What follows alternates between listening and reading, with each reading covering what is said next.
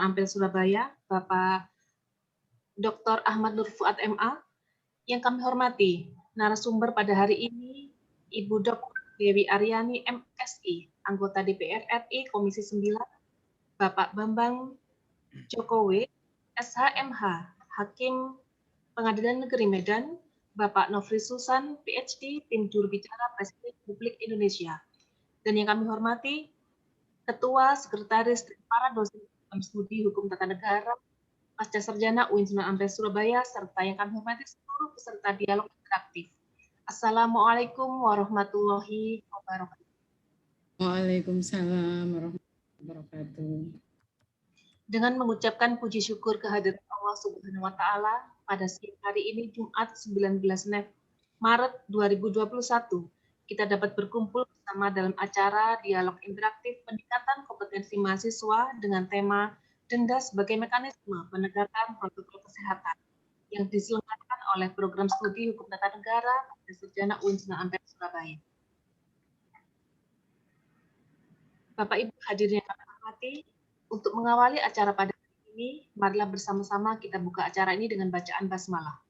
Bismillahirrahmanirrahim. Selanjutnya, sambutan Wakil Direktur Pasca Sarjana UIN Sunan Ampel Surabaya, sekaligus berkenan untuk membuka acara dialog interaktif.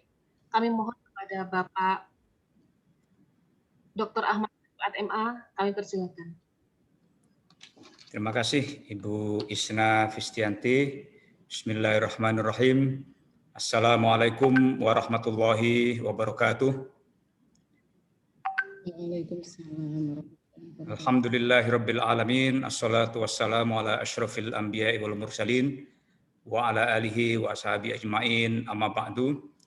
Yang saya hormati dan saya muliakan narasumber yang hadir dalam kesempatan ini. Yang pertama, Ibu Dr. Dewi Aryani, MSI, anggota Dewan Perwakilan Rakyat Republik Indonesia, Komisi 9.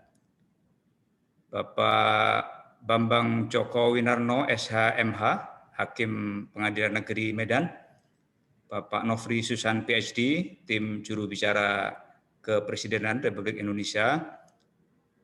Ketua Program Studi dan Sekretaris Program Studi Hukum Tata Negara Program Magister Pasca Sarjana, para mahasiswa, para guru besar, para dosen. Pertama-tama kita patut bersyukur kepada Allah Subhanahu wa Ta'ala karena pada siang ini kita dapat bertemu secara virtual dalam forum yang diberi nama Dialog Interaktif sebagai bagian dari upaya kita untuk peningkatan kompetensi mahasiswa di bidang keilmuan hukum tata negara khususnya dan hukum pada umumnya. Mewakili Pasca Sarjana dan Pak Direktur yang hari ini berhalangan hadir, mohon maaf. Kami ingin menyampaikan penghargaan dan terima kasih yang setinggi-tingginya kepada para narasumber, Ibu Dr. Dewi Aryani MSI yang telah bergabung, dan kita menunggu Bapak Bambang Joko Winarno dan Pak Nofri Susan. Kami yakin bahwa para narasumber ini adalah mereka yang memang punya kompetensi untuk berbicara tentang tema yang akan dibahas dalam forum ini, denda sebagai mekanisme penegakan protokol kesehatan. Tentu secara pribadi saya tidak punya kompetensi keilmuan untuk bicara tentang hukum tata negara atau hukum pada umumnya, apalagi tema spesifik yang akan kita bahas hari ini. Kami akan belajar banyak dari Bapak Ibu sekalian sebagai narasumber, dan kami berharap mahasiswa dapat dan memahami apa yang akan disampaikan oleh para narasumber, sehingga sebagai sivitas akademika juga mengikuti perkembangan yang terjadi di luar kampus, isu-isu penting dan isu-isu menarik hukum, lebih-lebih dalam konteks ada pandemi COVID-19, ada protokol kesehatan, bagaimana hukum dijalankan dalam konteks protokol kesehatan itu. Sekali lagi kita akan belajar banyak dari para narasumber yang memang kompeten di bidangnya dan punya kapabilitas dan kemampuan yang tidak kita ragukan lagi sebagai anggota Dewan Perwakilan Rakyat, sebagai hakim, bahkan Pak Nofri Susan sebagai tim juru bicara kepresidenan tentu mengikuti perkembangan mutakhir dalam kaitan dengan penegakan protokol kesehatan dan bagaimana hukum itu ditegakkan. Sekali lagi terima kasih atas kesediaan Bapak Ibu sekalian menjadi narasumber, dan mohon maaf jika ada hal-hal yang kurang berkenan dalam pelaksanaan acara ini. Tentu kami mengapresiasi inisiatif yang dilakukan oleh program studi magister hukum tata negara dalam rangka meningkatkan kompetensi keilmuan, kompetensi akademik, sehingga kita secara kelembagaan juga memiliki academic leverage yang bisa diperhitungkan tidak hanya secara nasional tapi juga pada level yang luas. Terima kasih dan mohon maaf, selamat berdialog interaktif. Mudah-mudahan apa yang kita lakukan mendapatkan berkah dari Allah Subhanahu wa taala. Dan marilah kita bersama-sama membuka kegiatan ini dengan membaca basmalah. Bismillahirrahmanirrahim. Wabillahi taufiq wal hidayah. Assalamualaikum warahmatullahi wabarakatuh. Belum ada lagi yang bergerak.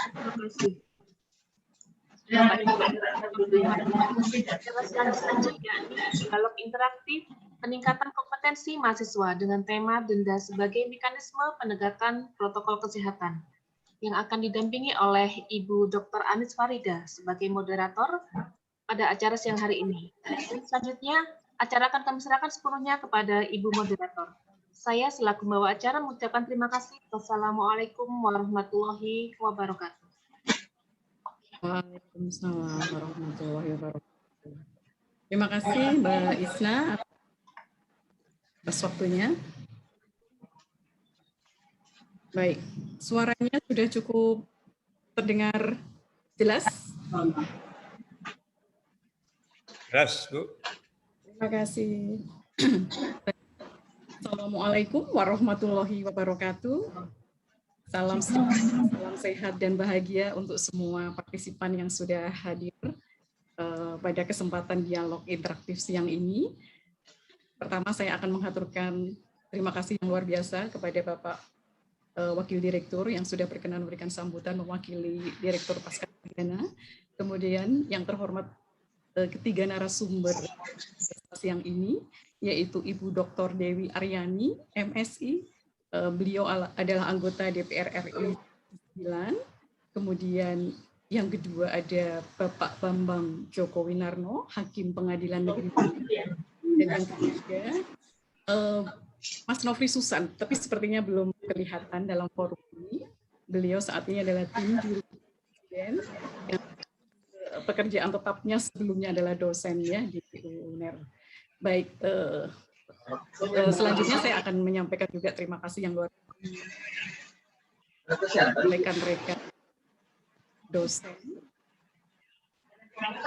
mahasiswa, saya yang juga untuk berpartisipasi dalam kegiatan ini. Mas Hoswa, mohon dikendalikan suaranya agak terganggu. Baik, makasih. Oke, saya lanjutkan. Tema diskusi siang ini adalah denda sebagai mekanisme penegakan protokol kesehatan. Kenapa tema ini menarik untuk didiskusikan? Karena kita tahu sampai hari ini masih banyak jumlah penderita COVID-19. Dan kemudian dengan menerapkan denda bagi mereka yang melanggar protokol kesehatan, diharapkan angka persebaran COVID ini nantinya juga bisa dikendalikan. Namun, kita tahu berdasarkan data yang ada di Provinsi Jawa Timur, per 17 Maret 2021, berarti baru kemarin lusa, tercatat sebanyak 2,4 juta pelanggar protokol kesehatan yang terjaring razia selama 5 hari pemberlakuan pembatasan kegiatan masyarakat atau PPKM Mikro di Jawa Timur ini. Saya mengutip ini dari surya.co.id. Meskipun kita juga berlega hati karena sebenarnya di Jatim ini sudah 0 zona merahnya.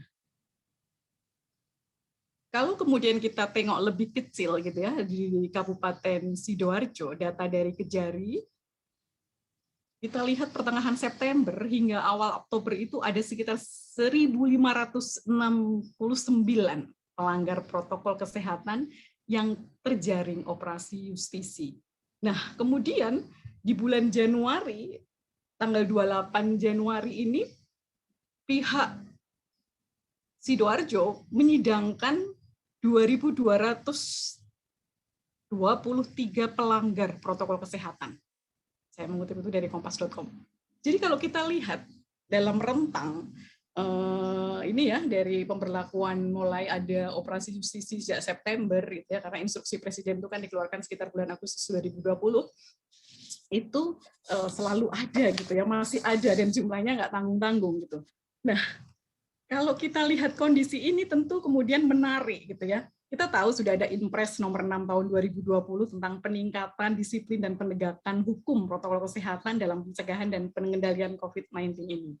Dan Presiden pun sudah memberikan instruksi kepada kepala daerah masing-masing untuk membuat peraturan. Selanjutnya kita bisa melihat bahwa setiap daerah punya produk hukum, baik peraturan daerah atau peraturan wali kota atau peraturan bupati ataupun peraturan gubernur. Dari sekian rangkaian produk peraturan yang dikeluarkan selama masa pandemik, kita bisa lihat juga gitu ya, ada sesuatu yang cukup ramai juga diperbincangkan, yaitu ketika keluar Perpu nomor 1 tahun 2020 tentang kebijakan keuangan negara dan stabilitas sistem keuangan untuk penanganan pandemi COVID-19 yang kemudian juga sudah diundangkan menjadi Undang-Undang nomor 2 tahun 2020. Cukup menarik gitu ya dari perspektif hukum tata negara dan juga nanti hukum pidana gitu ya. Bagaimana sebenarnya, apa sih yang terjadi gitu ya di balik berbagai macam proses perancangan produk peraturan yang ada, dan juga bagaimana kemudian nanti pelaksanaannya sekaligus penegakannya. Siang ini kita luar biasa komplit menghadirkan 3 pilar gitu ya. Ada unsur legislatif yang hari ini diwakili oleh Ibu Dr. Dewi Aryani dari Komisi 9 yang memang bidangnya membahas mengenai kesehatan ini juga gitu ya. Kemudian dari unsur eksekutif Mas Nofri Susan PhD, bagaimanapun beliau adalah tim juru bicara presiden sehingga nanti bisa berbagi cerita tentang yang kita risaukan, yang kita nggak bisa nanya hari ini bisa nanya gitu ya. Kemudian terkait dengan penegakan protokol kesehatan dengan ada operasi justisi, dengan hakim pun sampai turun ke jalan gitu ya, memeriksa perkara dan memutus, maka kita juga bisa langsung bertanya, karena di Medan pun banyak kasus yang semacam itu. Nanti kita bisa bertanya kepada Yang Mulia Bapak Bambang Joko Winarno selaku Hakim Pengadilan Negeri Medan. Baik, sebelum kita masuk kepada materi dan kita mendengarkan masing-masing, maka akan saya perkenalkan narasumber kita yang luar biasa hari ini. Pertama adalah Ibu Dr. Dewi Aryani. Saya sharekan, jadi paling tidak juga bisa melihat kalau tidak terbaca gitu ya. Ibu Dr. Dewi Aryani ini merupakan doktor di bidang administrasi bisnis dan kebijakan publik dari Universitas Indonesia. Beliau lulusan terbaik di tahun 2012 dengan IPK 3,98. Waktu studinya pun juga luar biasa, 2 tahun, bayangkan gitu ya betapa luar biasanya beliau. Padahal saat itu pun sudah menjabat sebagai anggota dewan. Kemudian menyelesaikan masternya di bidang ilmu administrasi juga dari Universitas Indonesia pada tahun 2006, dan IPK-nya luar biasa perfect gitu ya, 4,00, udah mentok sekali itu nilainya, berarti udah A semua gitu, atau kalau skalanya apes apa semua itu. Nah, untuk di S1-nya, beliau ini satu angkatan dengan saya di ilmu komunikasi FISIP UNER. Beliau juga sempat mengikuti fellowship program di MIT, yaitu Massachusetts Institute of Technology Sloan Management. Itu riwayat pendidikan beliau. Saya mohon maaf Ibu Dr. Dewi nggak akan banyak, tapi saya hanya menyingkat saja terkait riwayat pekerjaan. Beliau sudah dari 2009 menjabat sebagai anggota DPR RI gitu ya, di awalnya di Komisi 7, partainya Partai Demokrasi Indonesia Perjuangan. Kemudian pada periode kedua di Komisi 9 dan saat ini di tahun periode ketiga beliau sebagai anggota legislatif ini 2019 sampai 2024 tetap di Komisi 9. Selain itu beliau juga komisaris di berbagai perusahaan ya, ada di PT Tanin Makmur Sejahtera, kemudian PT Benteng Pangan Utama, PT Merdeka Gas Indonesia, PT Dara Kusuma Jaya, PT Kusuma Banyumasan Gas Jaya. Dan saya nggak menyebutkan lagi, kalau saya baca CV-nya ada 3 lembar atau 4 lembar nanti nggak selesai. Tapi luar biasa, beliau sangat aktif di organisasi, menjabat sebagai Ketua Ikatan Sarjana Nahdlatul Ulama, kemudian juga aktif di bidang perempuanan dan anak juga. Dan prestasinya juga luar biasa. Bahkan beliau juga menggagas Nawacita itu sebagai pengarang juga, dan juga berbagai karya lainnya yang cukup banyak. Saya kira mungkin nanti kalau Anda tertarik bisa deh kontak saya aja nanya yang detail ya tentang Ibu Dr. Dewi Aryani ini. Itu sekilas saja. Berikutnya Hakim yang mulia Bapak Bambang Joko Winarno SH MHum ini, beliau lahir di Purbalingga. Tadi lupa saya nggak tahu sekitar tahun 9 kalau nggak salah. Nah, beliau menyelesaikan pendidikan S1-nya di Unsud Purwokerto, kemudian S2-nya di Palembang. Nah, sebagai hakim gitu ya, sebagai hakim itu tahun 99, tapi beliau sebagai calon hakimnya dari tahun 96 sampai 99.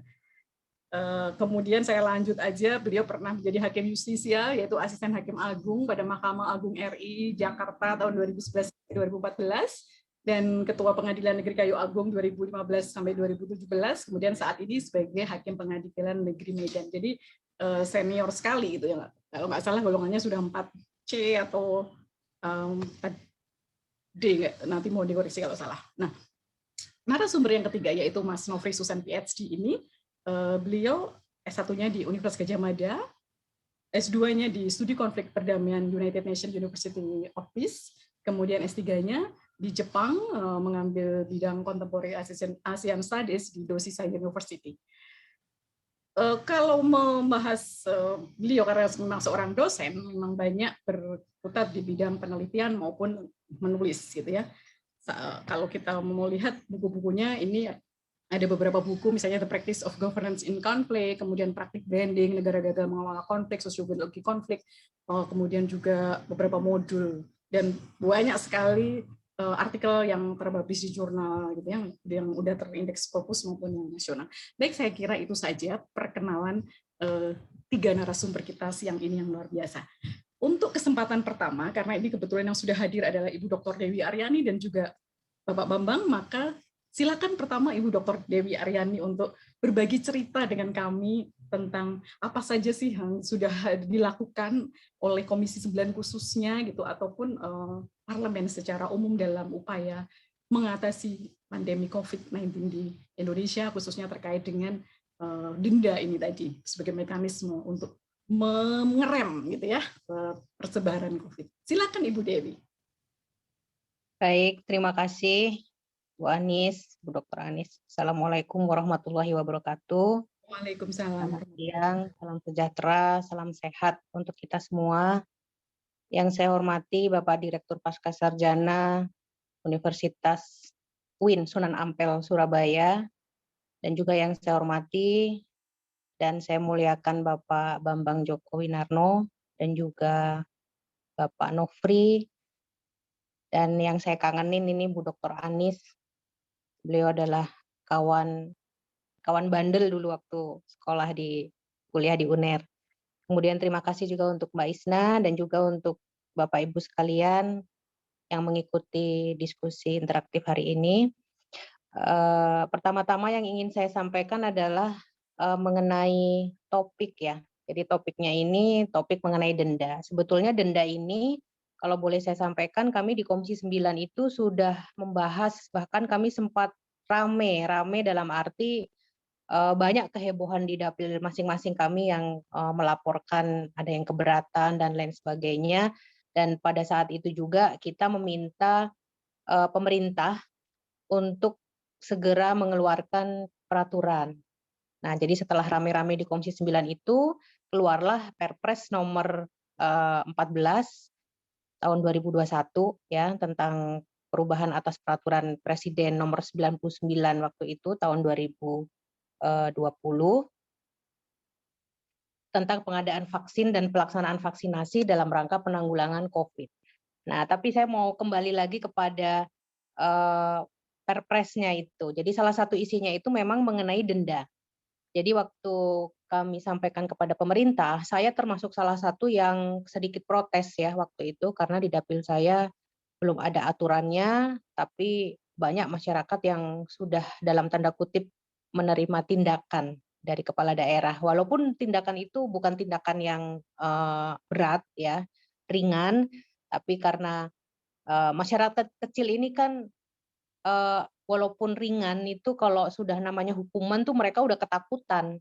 Nah, jadi itu yang menyebabkan teman-teman akhirnya meminta pemerintah untuk segera memiliki payung hukum sehingga menjadi acuan bagi kepala daerah untuk melaksanakan tugasnya dengan melihat kearifan lokal. Jadi tetap kearifan lokal itu menjadi pertimbangan-pertimbangan karena tidak sama kondisi di DKI dengan Surabaya, nggak sama dengan di daerah yang lain, nggak sama dengan Medan, nggak sama dengan Papua. Nah, jadi tapi pada akhirnya saya sepakat untuk memberikan edukasi kepada publik untuk mencermati isi Perpres itu secara utuh. Publik dalam arti fokus terutama kepada teman-teman akademisi ya yang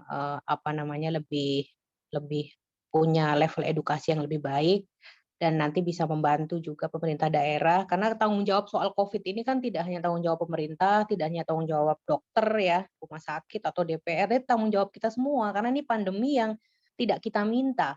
Dan ini terjadi tidak hanya di Indonesia tapi juga di negara-negara lain di seluruh dunia. Jadi peraturan tersebut dibuat kita tekankan kepada pemerintah karena negara kita negara hukum, maka ini harus dibuat sebagai bentuk kehadiran negara untuk menangani COVID-19 ini. Jadi jangan terjebak hanya pada perspektif sanksi administrasinya saja. Nah, dalam proses berlangsungnya penanganan ini, kita sudah melakukan beberapa langkah, bahkan kita sudah mungkin belasan kali kita panggil Menteri Kesehatan, Kepala BNPB, bahkan lintas kementerian yang lain. Intinya adalah perlunya sosialisasi yang intensif kepada masyarakat mengenai betapa bahayanya atau betapa dahsyatnya dampak dari pandemi ini kalau tidak segera diselesaikan, maka kesadaran dari masyarakat, kesadaran dari rakyat kita perlukan agar apa yang dilakukan oleh pemerintah, apa yang dilakukan oleh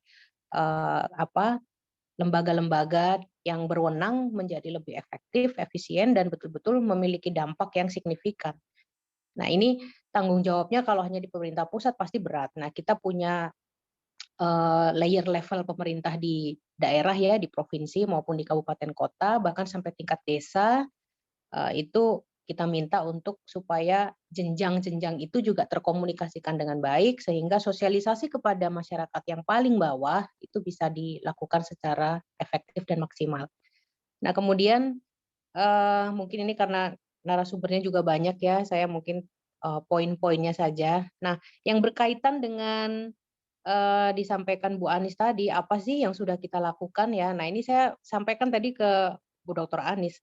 Kebetulan kami belum lama ya, baru hari Senin yang lalu, tanggal 15 Maret 2021, kami memanggil Menteri Kesehatan, kemudian Menteri Ketenagakerjaan, Satuan Tugas Penanganan COVID-19, kemudian BP POM, Direktur Utama Bio Farma, Kadin, Apindo, dan lain sebagainya untuk membahas perkembangan penanganan COVID dan juga vaksin waktu itu ya, termasuk vaksin mandiri, vaksin Nusantara, vaksin merah putih, dan lain sebagainya yang sekarang sedang heboh.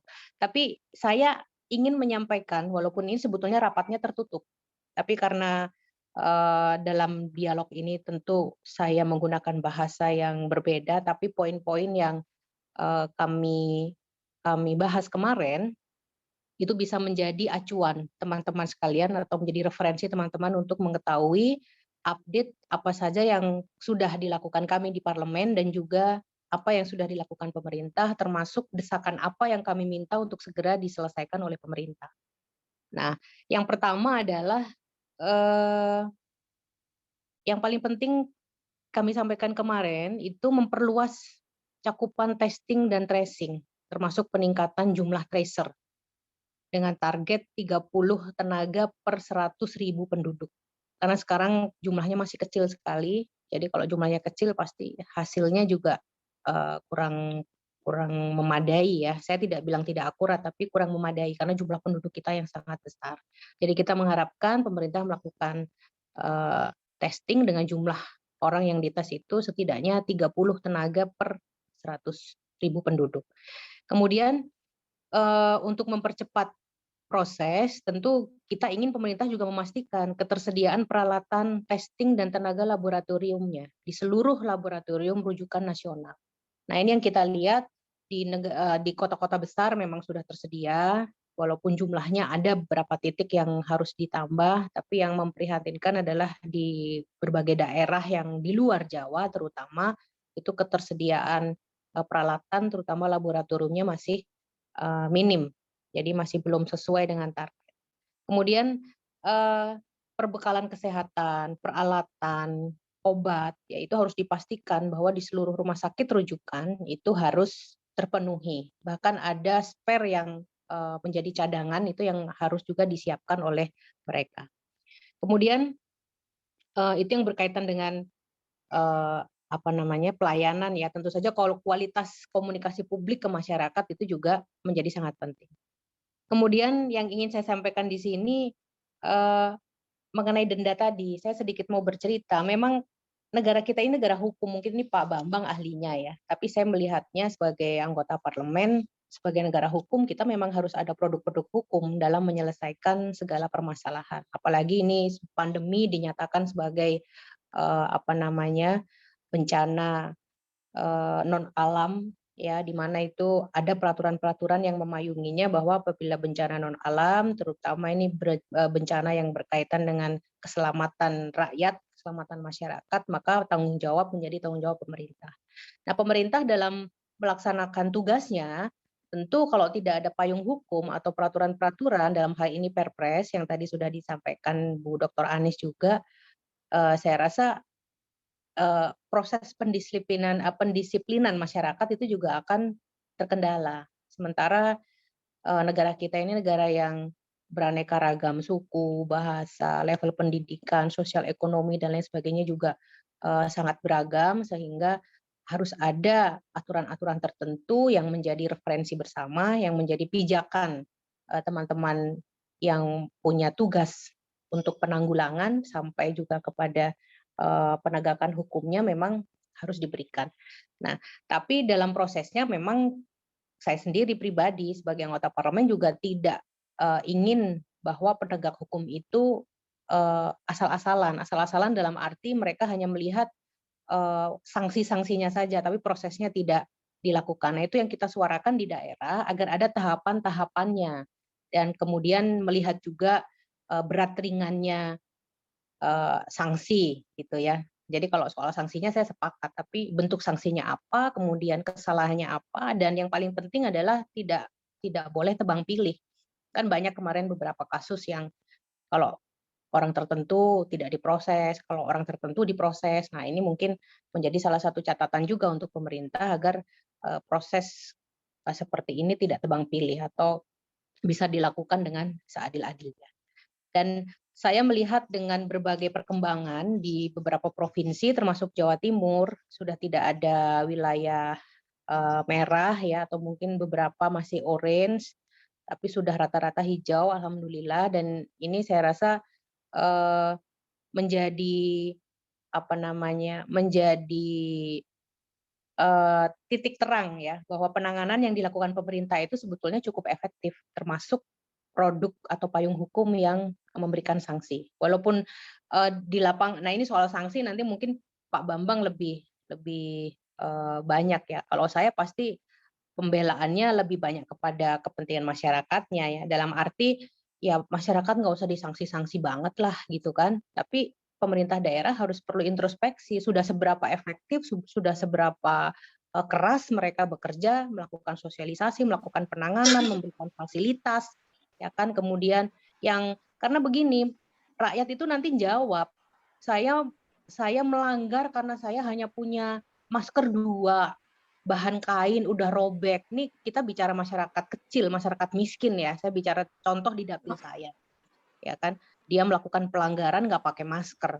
Ternyata maskernya udah bodol tuh bahasa Jawanya, udah robek, udah apa. Nah ini pemerintah daerah dipertanyakan apa mereka sudah memberikan memenuhi fasilitas itu, walaupun di awal-awal mereka sudah membagikan, tapi namanya masker dicuci bolak-balik kan rusak juga lama-lama. Nah jadi fasilitas yang diberikan pemerintah, kontribusi pemerintah, kemudian insentif atau bantuan sosial dari pemerintah itu apakah sudah cukup sehingga pemerintah bisa menekan dalam tanda kutip rakyat untuk memenuhi peraturan-peraturan yang berlaku.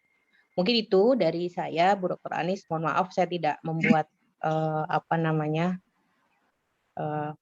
materi ya, karena saya pikir kalau dialog interaktif kan lebih seru kalau cair gitu ya. Sekali lagi terima kasih, mohon maaf apabila apa yang saya sampaikan mungkin jauh dari yang diharapkan, tapi apabila diperlukan nanti dalam bentuk narasi saya akan segera buat, jadi bisa untuk referensi dari teman-teman di UIN Surabaya. Nanti akan saya buatkan poin-poinnya dalam 2 bahasa sekaligus sehingga menjadi materi ya, mungkin diperlukan Bu Dr. Anies dan kawan-kawan di UIN untuk disampaikan kepada teman-teman. Demikian sekali lagi terima kasih, mohon maaf Pak Bambang, Pak Nofri, Pak Direktur dan semuanya. Terima kasih. Wassalamualaikum warahmatullahi wabarakatuh. Waalaikumsalam warahmatullahi wabarakatuh. Terima kasih banyak. Kan masih belum live toh, nanti kita mau dialog banyak nih.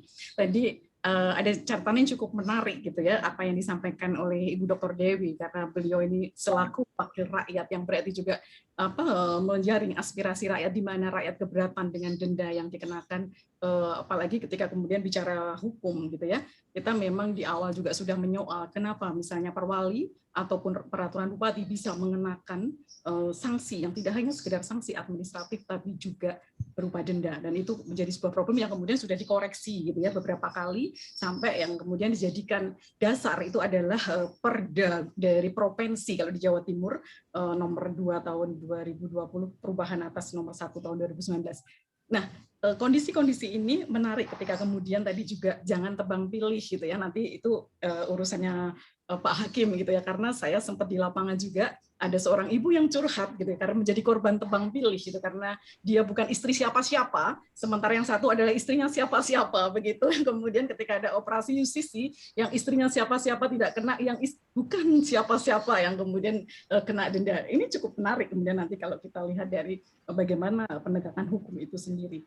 Nah, saya nggak panjang-panjang, tapi tadi saya ini hanya sebagai pemantik untuk Pak Nofri. Pak Nofri ternyata sudah hadir, tapi saya tidak melihat tadi, mohon maaf. Tadi Bu Dewi sempat mengatakan bahwa apa sih sebenarnya sudah dilakukan pemerintah dalam hal ini? Apakah sosialisasinya yang cukup, ataukah mungkin ada bantuan masker yang cukup buat golongan masyarakat miskin gitu ya? Karena miris sekali di lapangan kalau kemudian kita tidak hanya bicara masalah denda gitu ya, betapa masyarakat miskin ini menanggung beban yang luar biasa, banyak yang kehilangan pekerjaan atau mendapat penghasilan yang begitu minim untuk menyelenggarakan kehidupan. Kebetulan riset saya kemarin di Sidoarjo, saya banyak mengungkap hal yang seperti itu. Tapi nggak usah lah panjang-panjang, nanti urusan bantuan udah beda topik lagi ya, yang nggak kebagian ini itu dan sebagainya gitu ya. Baiklah, kesempatan kedua ini saya berikan kepada Pak Bambang lebih dulu. Atau Mas Nofri dulu? Mana? Pak Bambang dulu ya. Beliau. Oke. Bu Anies, dengar nggak suara saya, Bu Anies? Saya dengar suaranya, Pak Bambang. Nah, di sini kebetulan. Bismillahirrahmanirrahim. Assalamualaikum warahmatullahi wabarakatuh. Waalaikumsalam warahmatullahi wabarakatuh. Ya, jadi kebetulan di sini lagi hujan besar, jadi mohon maaf mungkin agak sedikit terganggu sinyal di sini ya. Di Medan ini udah beberapa hari siang-siang nih hujan terus ya. Bapak Direktur Pasca Sarjana UIN yang saya hormati, kemudian Ibu Dewi Aryani, ya, yang terhormat, ya, beliau anggota DPR RI, kemudian Bapak Nofri Susan, ya, yang saya hormati juga, kemudian para peserta dialog yang berbahagia. Ya.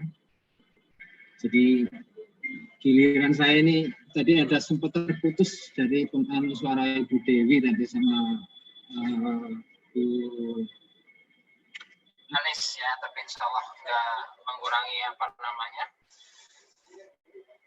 pemahaman saya terhadap apa yang disampaikan oleh Bu Dewi sama Ibu Anis ya. Jadi begini ya, Bapak Ibu sekalian, saya kebetulan jadi hakim sudah berapa kali ikut turun ke lapangan ya, diberi tugas atau perintah oleh Pak Ketua Pengadilan untuk ikut semacam sidang tilang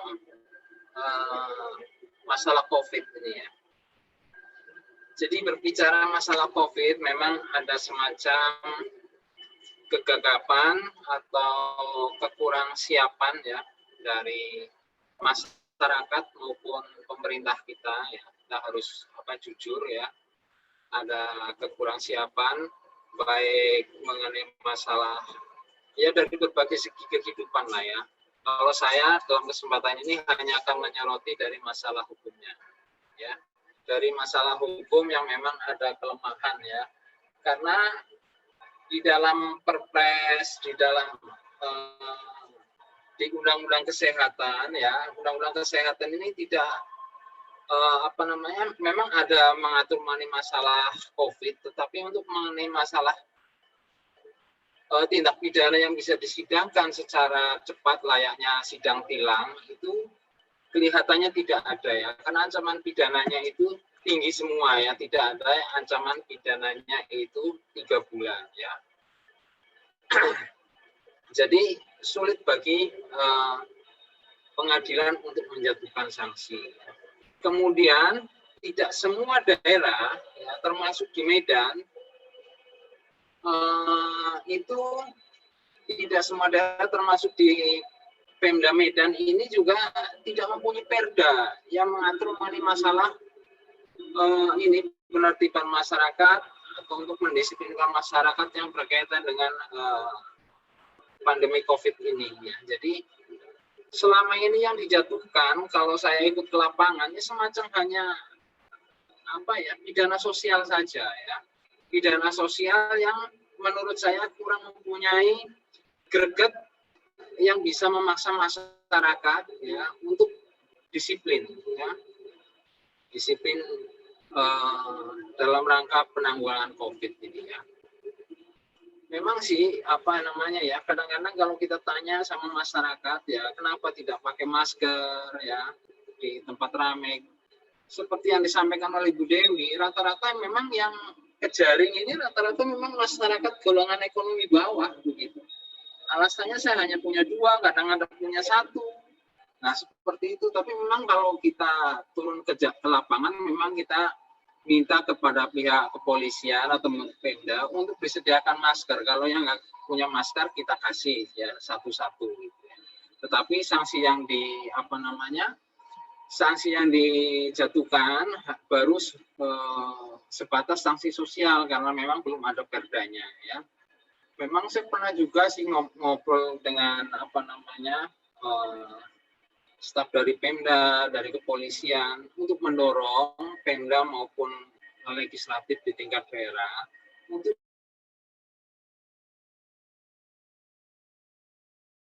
keputusan yang bersifat politis ini kan agak sulit ya, dalam arti tidak bisa dilakukan secepatnya ya.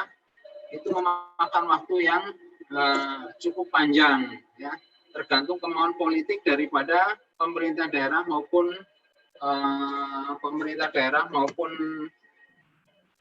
dari legislatif. Ya.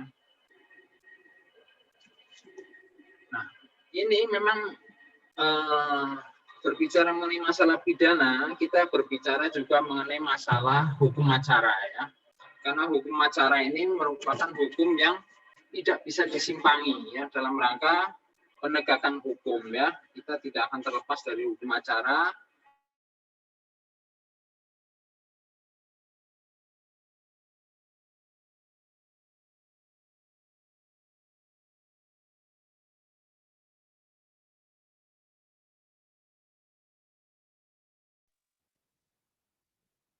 Halo.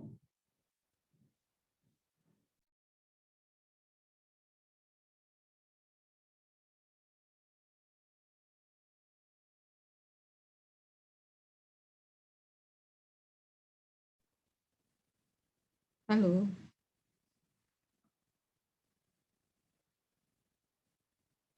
Oh, mute. Iya, silakan. Halo. Ya sudah, mungkin tadi. Ya. Ya. Tadi terputus ini karena hujan besar ya. Jadi berbicara mengenai masalah penegakan hukum tidak terlepas kita berbicara mengenai hukum material ya. Hukum kan di Indonesia dikenal ada namanya hukum material, adanya hukum formil ya. Kalau hukum material ini kita patokannya atau sumber rujukannya itu ada di dalam Undang-Undang Nomor 8 Tahun 81 tentang KUHP ya. Nah, ini kalau misalnya nanti Ibu Dewi atau rekan-rekan dari legislatif daerah mau merancang atau membuat suatu perda, ini tetap harus berpatokan atau berpegang pada Undang-Undang Nomor 881 ya. Kalau di dalam Undang-Undang Nomor 881 tentang KUHP ya, hukum acara ya sebagai aturan main dalam rangka penegakan hukum ya, itu ada tiga cara untuk memeriksa suatu perkara yang diajukan ke pengadilan ya. Itu bisa diperiksa secara biasa ya, aturannya di pasal 152, kemudian menggunakan hukum acara yang singkat, terakhir itu adalah cepat ya. Kalau yang biasa mungkin Bapak Ibu semuanya sudah sudah tidak asing lagi ya.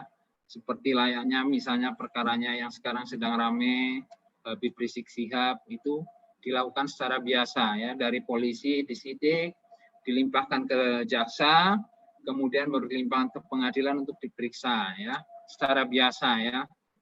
Biasanya ini membutuhkan waktu yang lebih lama ya, bisa 2-3 bulan bisa baru putus ya. Kemudian ada juga perkara yang diperiksa secara singkat ya. Ini yang bisa diperiksa secara singkat itu yang biasanya pembuktiannya lebih mudah, relatif lebih mudah ya. Apalagi kalau terdakwanya mengaku, pembuktiannya mudah. Ini singkat, jadi diajukan, kemudian itu sehari bisa putus ya. Itu ya, misalnya perkara pencurian biasa seperti itu yang pembuktiannya gampang ya. Itu kalau jaksa mau itu bisa diajukan dan minta diperiksa secara singkat, tapi ini jarang sekali dimanfaatkan oleh pihak kejaksaan untuk memeriksa secara singkat ya. Mungkin karena kadang-kadang memanggil saksi mungkin yang agak repot kalau saksinya kebetulan jauh ya. Jadi tetap dibuka kemungkinan untuk diperiksa secara cepat, tetapi ya seperti saya bilang memang jarang sekali dipergunakan ya. Kemudian ada juga perkara yang diperiksa secara singkat ya. Kalau perkara-perkara yang diperiksa secara singkat itu untuk perkara-perkara yang ancaman pidananya itu maksimal atau pidana atau kurungan maksimal itu 3 bulan ya. Maksimal 3 bulan. Atau denda itu paling tinggi 7.500 ya. 7.500 itu bisa dilaksanakan secara tindak pidana ringan ya. Ini kalau di dalam menurut KUHP ya. Kemudian juga yang diperiksa menurut dengan menggunakan hukum acara cepat yaitu perkara-perkara tilang atau tilang lalu lintas ya. Tilang lalu lintas ya, itu bisa dilakukan secara cepat. Kemudian untuk pemeriksaan perkara dengan acara cepat ya, itu kalau diterapkan misalnya di dalam rangka pandemi ini, memang sebetulnya lebih cepat ini dengan acara cepat. Karena apa? Itu kalau sidang di lapangan ada penyidiknya, tinggal ngisi formulir yang sudah sediakan, tidak perlu melalui jaksa penuntut umum, langsung diserahkan ke hakim di situ ya. langsung hakim periksa, bisa diputus saat itu juga. Ya. Ini kelebihan hukum acara cepat ya. Di sini memang dalam hukum acara cepat ya itu tidak ada penuntut umum. Ya. Hanya ada jaksa, ada hakim sama penyidik selaku wakil dari penuntut umum. Ya. Hakimnya juga tunggal. Ya. Tidak perlu dibikin putusan layaknya putusan dalam perkara pidana biasa ya. Jadi cepat, memang tinggal ngisi formulir yang sudah disediakan biasanya oleh penyidik. Nah, ini tepat sekali untuk diterapkan dalam perda ini ya. Jadi nanti perda-perda itu memang harusnya mengacu ke ini karena tidak boleh ancaman pidananya lebih dari 3 bulan. Jadi biar masyarakat cepat dalam menjalani proses pidana atau proses hukum yang dihadapi. Lanjut Mbak Anis. Nah, ini ya. Ini pidana, bentuk-bentuk pidana yang bisa dijatuhkan apabila seseorang itu diajukan ke pengadilan karena didakwa melakukan tindak pidana ya. Ada pidana mati, penjara, kurungan, ada pidana denda atau tutupan. Kalau dalam acara tipiring biasanya itu, apalagi kalau misalnya seperti sekarang ini, ya paling tepat pidananya denda, begitu ya. Pidananya denda, tidak perlu maksudnya dijatuhkan langsung kurungan, nah, ya kasihan masyarakat. Biasanya denda, itu pun biasanya hakim akan melihat latar belakang ekonominya, kira-kira mampu apa enggak. Kalau tidak mampu kan nanti jadi korban 2 kali masyarakat ya. Kita lihat ya apa pekerjaannya, latar belakangnya. Kadang-kadang yang seperti saya sampaikan tadi, karena bagaimanapun juga yang biasanya kena tilang pandemi COVID ini rata-rata adalah golongan ekonomi ke bawah ya, yang memang harus bekerja setiap hari, harus keluar ke jalan setiap hari untuk mencari nafkah. Ya, ya ini ada pidana tutupan nanti ini ya. Yang paling penting kalau dalam COVID ini ya rata-rata pidana denda. Ya. Lanjut Mbak Anis. Oke. Nah ini di dalam KUHP ya. Ini saya koreksi juga ini ya. Ancaman pidana dalam KUHP itu sebetulnya bukan pasal 251 ini, pasal 249 atau berapa ini paling kecil itu 4.500 ini saya salah ya, 4.500. Sedangkan dalam KUHP itu yang tertinggi itu 150.000. Ini dalam KUHP ya. Oleh karena ini dirasa terlalu ringan dan tidak sesuai dengan perkembangan perekonomian sekarang ya, kalau merubah secara langsung dilakukan revisi undang-undang otomatis kan lama sekali. Kemudian untuk menyikapi masalah ini, Mahkamah Agung sudah mengeluarkan peraturan Mahkamah Agung nomor 2 tahun 2012 tentang penyesuaian batas tipiring dan jumlah denda dalam KUHP ya. Jadi kata-kata 250 rupiah dalam pasal-pasal yang disebutkan di dalam perma ini itu dikalikan atau dilipat gandakan menjadi 1.000 kali ya. 1.000 kali kecuali pasal 303 1 2 303 ini mengatur mengenai masalah perjudian ya.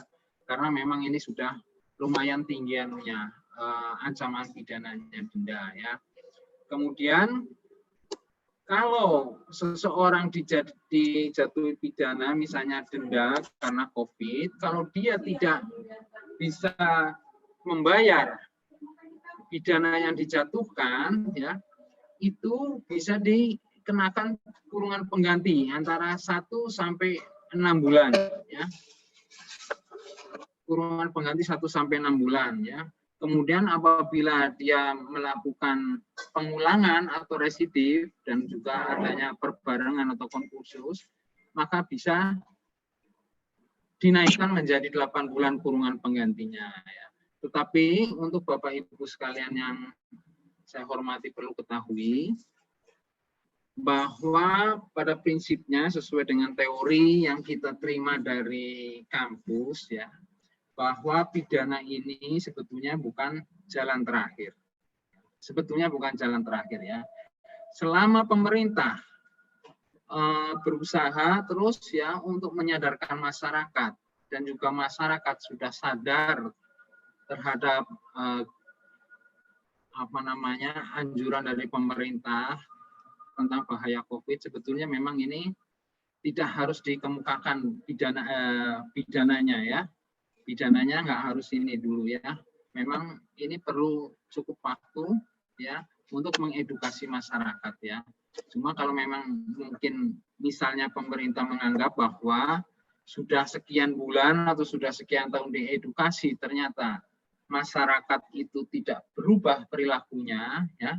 Nah, mungkin ini hukum sebagai sarana pembaharuan ya, pembaharuan atau untuk merubah perilaku masyarakat ya, barulah ini harus dijalankan secara ketat ya.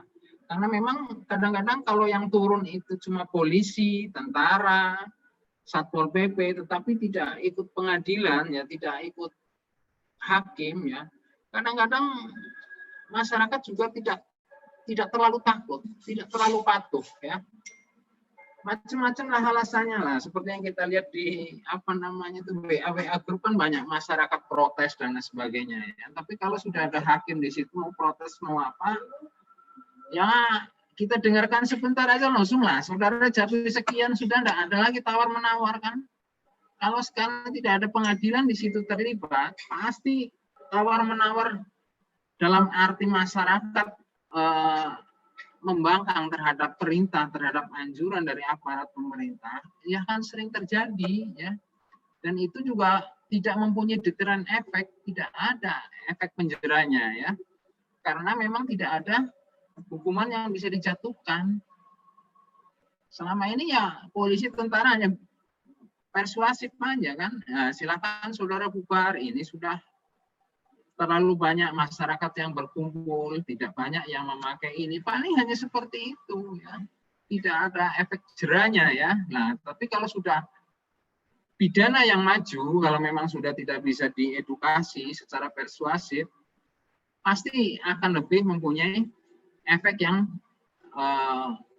lebih bagus ya, punya deteran efek yang bagus, masyarakat pasti akan takut. Nah, seperti itu.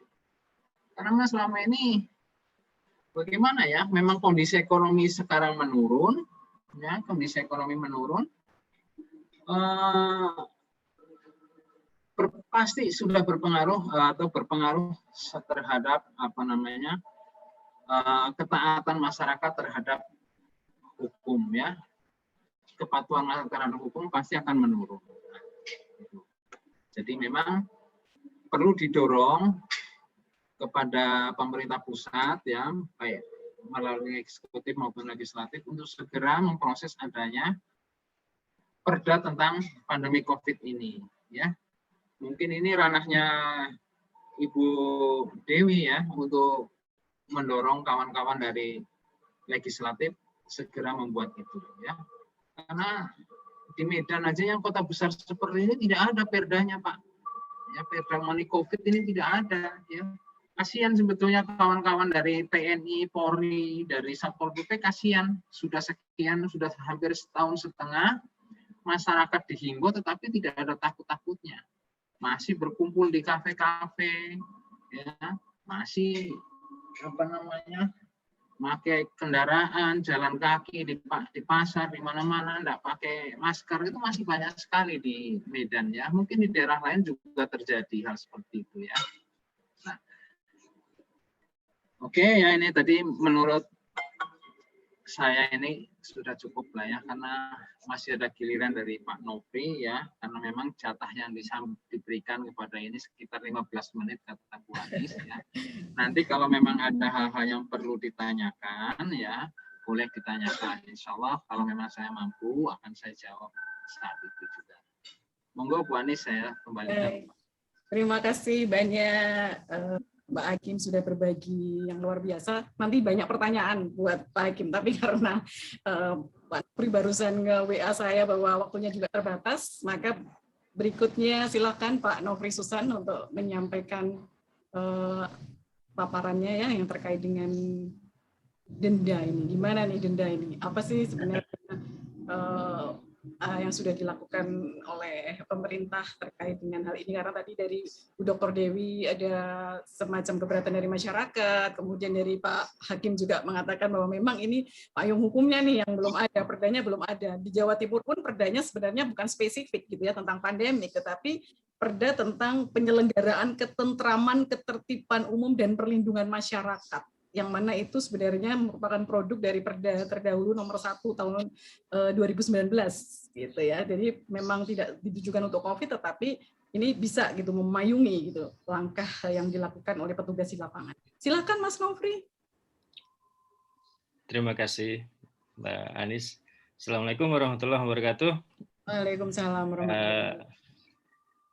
Dan terima kasih untuk undangan. Saya diundang UIN Sunan Ampel ini seperti pulang ke rumah sebenarnya. Kemudian terima kasih untuk Bu Dewi, Bu Dr. Dewi, kemudian Pak Hakim Bambang. Dari presentasinya saya juga punya banyak perspektif ya, ada perspektif yang bisa dipakai. Kemudian terkait tentang denda sebenarnya saya sendiri bukan pakar denda ya, saya akan menyampaikan konsep dasar dalam impres itu kan sanksi ya, bukan hanya soal dendanya, tapi sanksi. Jadi sanksi itu kan berkaitan dengan upaya untuk mengkonstruksi kesadaran disiplin publik. Jadi sebelum impres itu sudah di lembaga kepresidenan ada perbincangan serius gitu ya. Kalau saya sendiri sebagai sosiolog memberikan masukan bahwa waktu itu ketika Presiden Joko Widodo terus mengkampanyekan gitu ya pakai masker, waktu itu saya bilang tanpa kedisiplinan orang mungkin masih tetap malas pakai masker gitu ya. Untuk itu kemudian ditingkatkan menjadi kedisiplinan. Tapi kedisiplinan bukan dalam pengertian fungsional, struktural ala Orde Baru ya. Tapi konsepnya edukasi tadi sudah disebutkan. Sebenarnya konsep edukasi itu menjadi substansi yang sedang dibangun. Untuk itu memang sampai saat ini bisa dikatakan tidak ada warga negara yang hanya karena nggak pakai masker kemudian mereka dapat denda, itu enggak. Jadi upaya terkait dengan undang-undang impres itu adalah untuk meningkatkan kedisiplinan ya. Nah, ini saya mau presentasi bentar.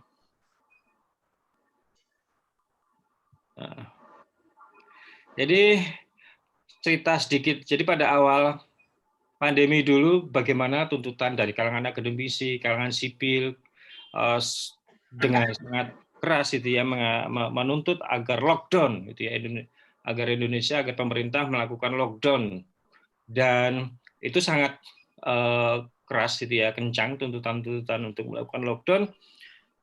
Namun tentu saja Presiden dan kelembagaannya tidak kemudian langsung mengambil keputusan seperti itu ya.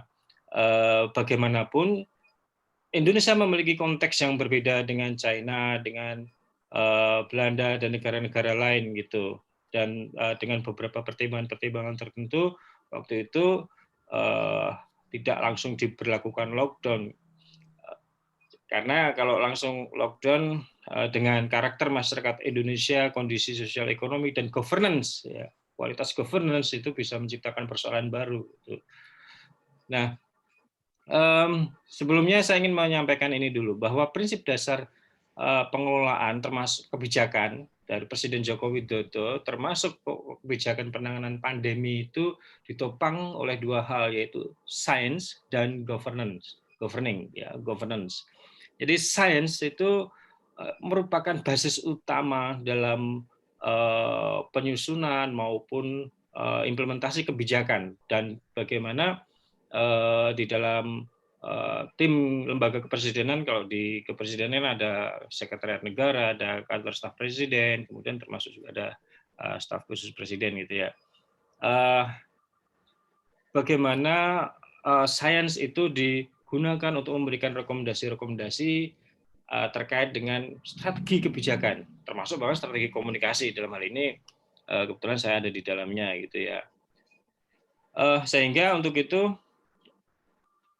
proses pelaksanaan kebijakan itu berlandaskan pada data dan analisis sains. Dan tentu sifatnya multidisiplin ya, ada sosiologi, ada hukum, ada kedokteran dan lain sebagainya. Kemudian yang kedua adalah governance. Tentu saja governance ini berkaitan dengan tata kelola pemerintahan berdasarkan pada demokrasi dan prinsip konstitusi kita, ya mandat konstitusi. Nah ini yang kemudian dikelola dalam kepemimpinan strategis Presiden Joko Widodo.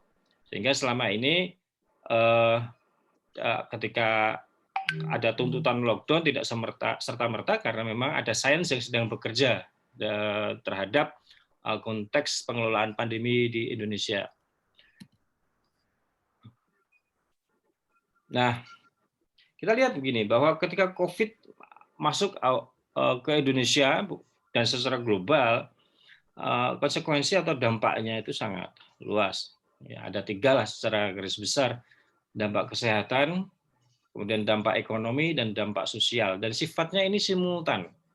Ya, simultan artinya secara bersama-sama dan ada sebab akibatnya itu berjalan dengan sangat cepat itu. Ketika penurunan interaksi fisik itu menyebabkan perusahaan-perusahaan tidak lagi bisa melibatkan pekerja dalam situasi tatap muka untuk bekerja, ya proses manufacturing produk itu jadi berhenti, maka tidak ada pilihan yang lain bagi para perusahaan untuk melakukan PHK. Dan kita lihat bagaimana PHK sampai pada akhir tahun 2020 kan mencapai 9 juta. Ya, pengangguran mencapai 9 juta, artinya tembus jauh ya, sampai di level 9%-an gitu ya. Ini merupakan persoalan besar bagi kita. Dan ketika persoalan ekonomi terutama dampaknya pada kalangan menengah ke bawah terutama, maka kalau itu dibiarkan, konsekuensi yang lain muncul secara sosiologis adalah persoalan-persoalan kriminalitas, kekerasan sosial horizontal, itu sangat mungkin terjadi. Dan simulasi itu benar-benar kita pakai, kita berikan gitu ya, di lembaga presiden, kita berikan kepada presiden agar ini menjadi pertimbangan gitu. Sehingga waktu itu ketika alternatif lockdown atau tutup secara total, entah itu kota, provinsi, atau bahkan Indonesia, itu harus memperhatikan aspek ini. Kira-kira kapasitas governance Indonesia mampu nggak menangani itu? Sumber daya kita mampu nggak menghadapi itu? Kemudian juga dampak sosial.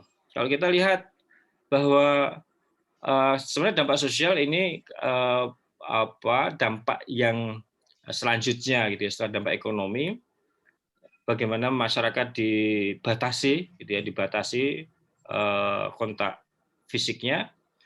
Kemudian ada tekanan-tekanan terkait dengan pemenuhan kebutuhan dasar. Ya, bukan hanya kebutuhan dasar, ada aspek tekanan sosial. Tekanan sosial dalam pengertian begini, kebutuhan yang berkaitan dengan pertemuan-pertemuan dengan individu-individu lain, gitu ya, wisata, harga diri dan lain sebagainya, itu juga merupakan kebutuhan dan itu terus ditekan selama berbulan-bulan.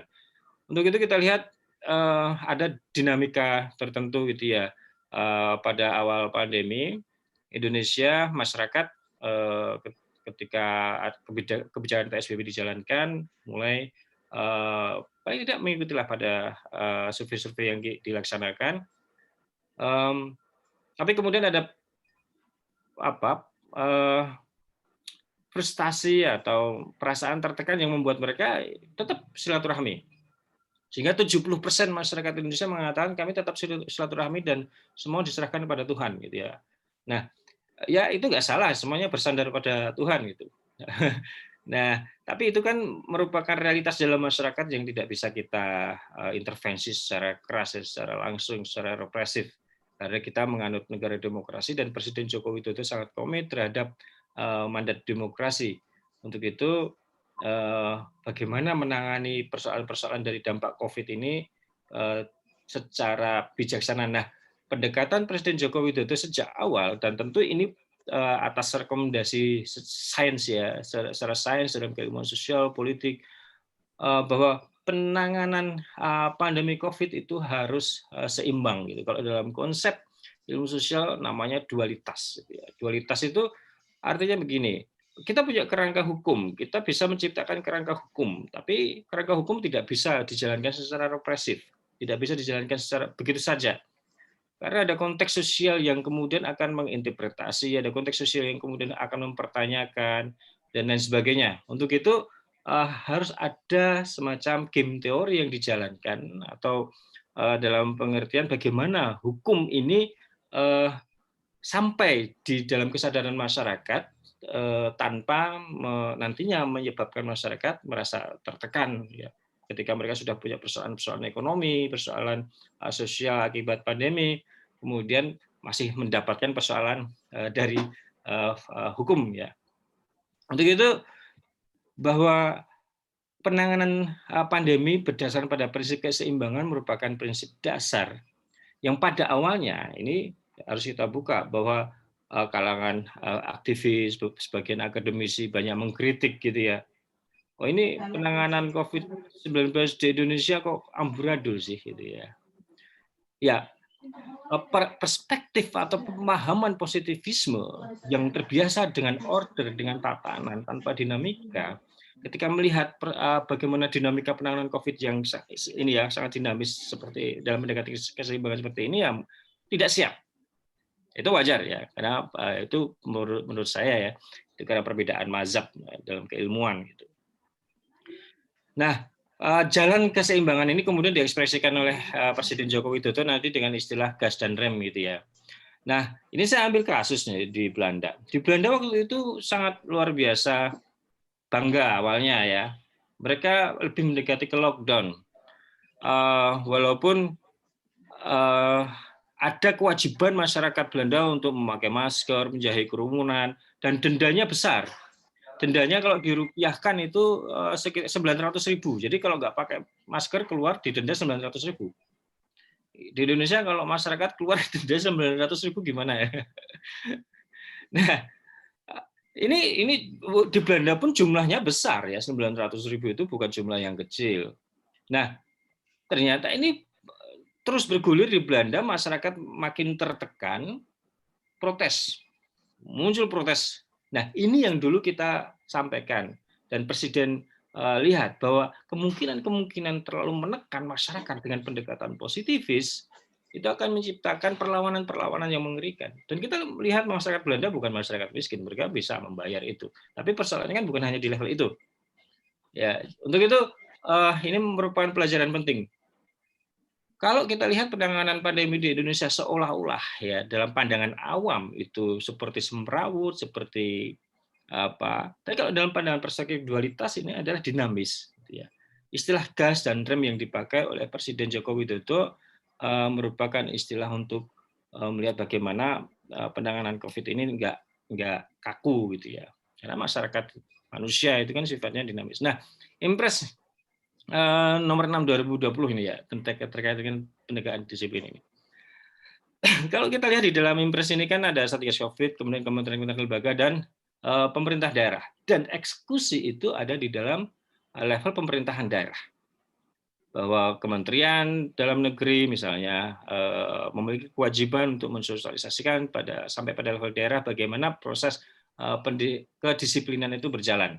Nah, prinsip dalam penegakan hukum atau terkait dengan Impres ini itu tidak lepas dari yang sebenarnya oleh Presiden sudah terus diisyaratkan ya melalui pidato-pidato politik beliau, gas dan rem misalnya.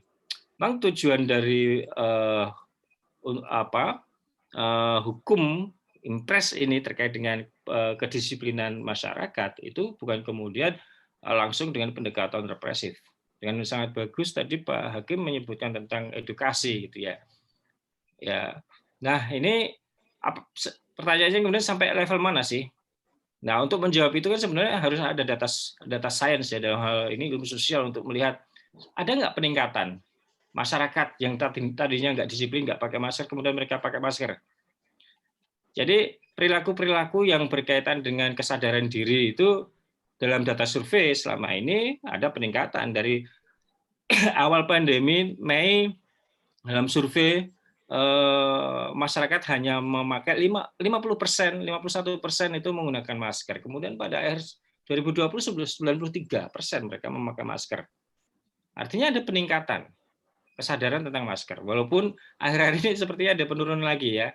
Makanya perlu digas lagi gitu. Kemudian yang kedua, Impres ini sebenarnya juga untuk membentuk apa yang disebut structure of awareness. Jadi masyarakat Indonesia ini COVID-19 ini tidak terduga. Pada saat bersamaan, habit atau kebiasaan masyarakat Indonesia terkait dengan kesehatan itu kan berbeda dengan masyarakat Jepang. Kalau di Jepang nggak usah ada pandemi, individu yang terkena flu mereka pakai masker secara mandiri. Ya. Untuk masyarakat Indonesia belum, bahkan masih berjalan.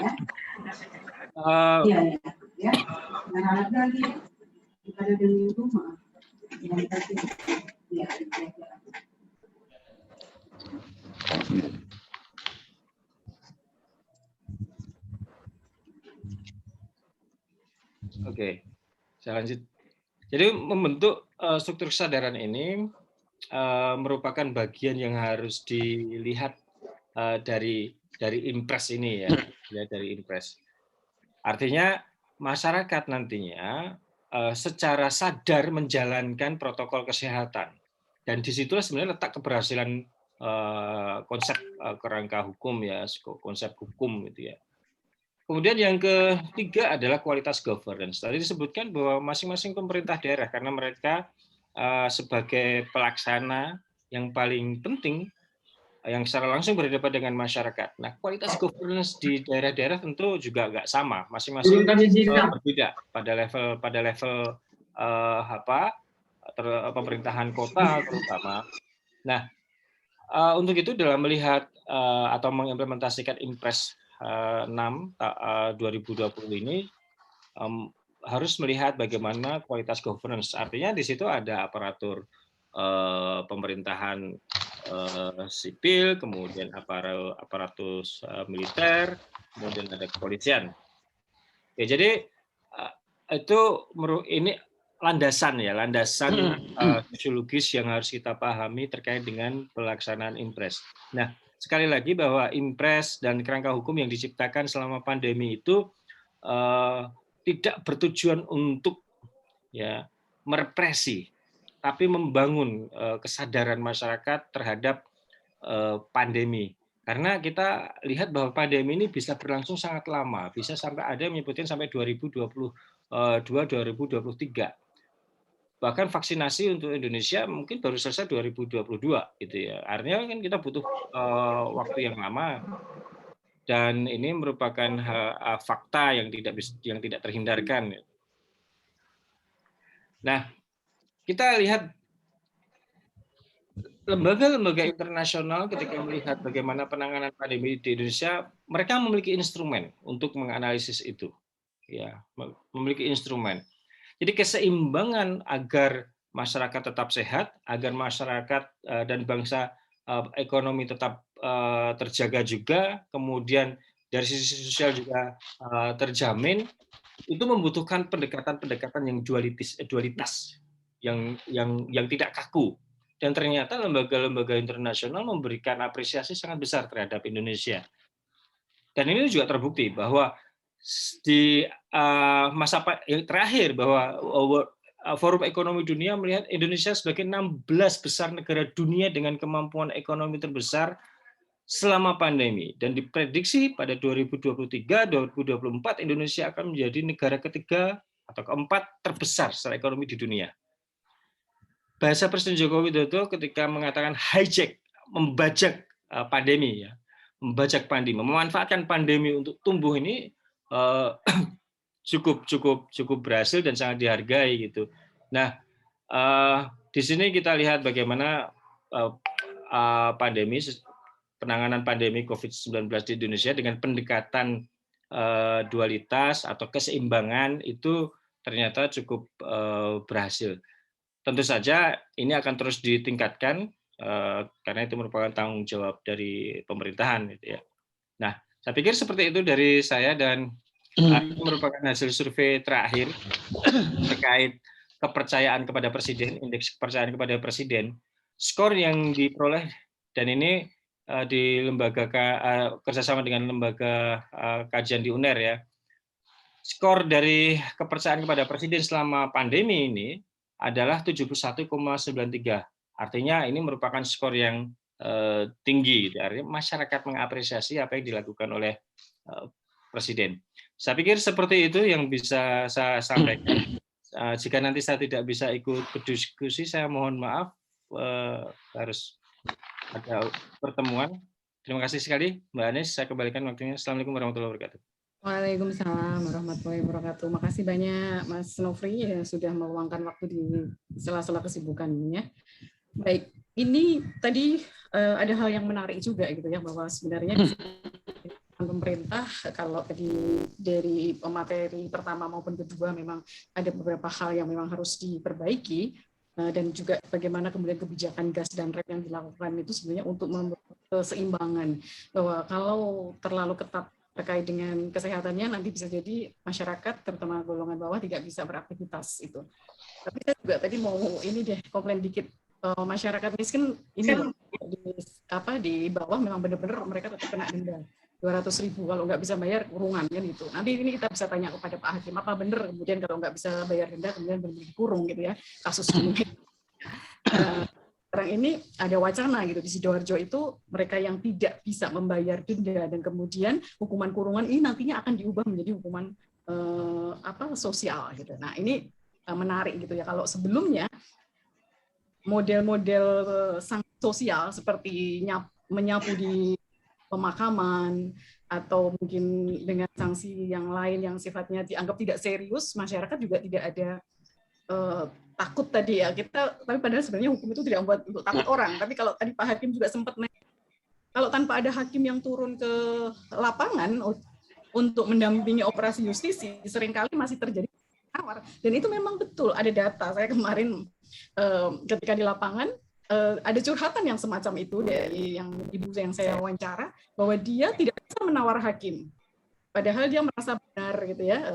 Pak Hakim tetap menjatuhkan bahwa ibu ini kena, dan karena saat itu tidak bawa duit, maka baru keesokan harinya dia mengambil ini PP-nya yang ada di kejaksaan gitu.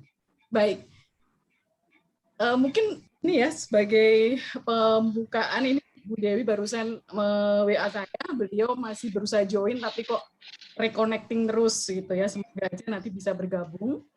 Nah, karena terbatas, ada sebenarnya yang mau saya tanyakan, kebetulan kan juga ada, kita masih perlu merefresh lagi, kalau tadi di pasal 10 di KUHP tadi ada beberapa macam pemidanaan gitu ya, dan di mana di sini yang paling sering dikenakan adalah denda dan kurungan. Tapi tadi ada yang menarik tutupan dan nggak sempat dijelaskan ya Pak Hakim ya, gimana itu mengenai tutupan itu, mungkin bisa sedikit dijelaskan lebih dulu sebelum kita buka sesi diskusi dengan peserta.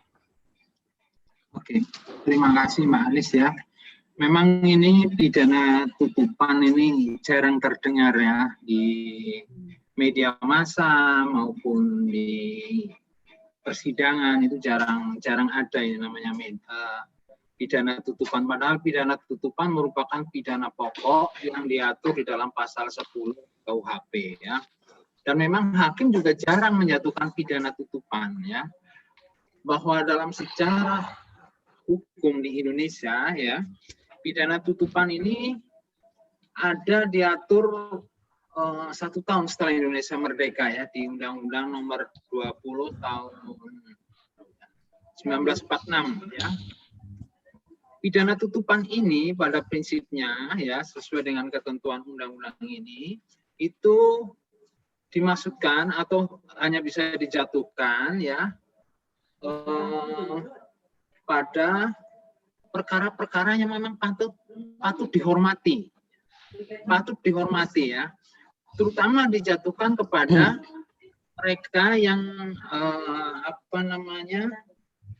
mempunyai pandangan yang berbeda pandangan politik yang berbeda dengan pemerintah ya.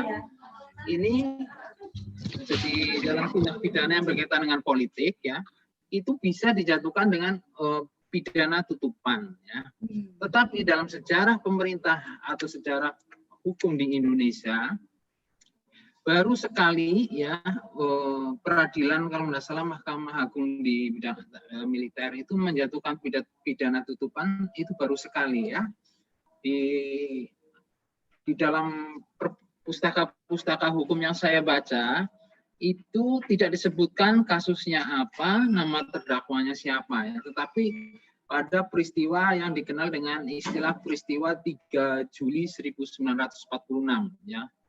Ini saya belum tahu nih peristiwa apa ini, tapi kelihatannya dulu yang mengadili adalah peradilan militer kelihatannya ya.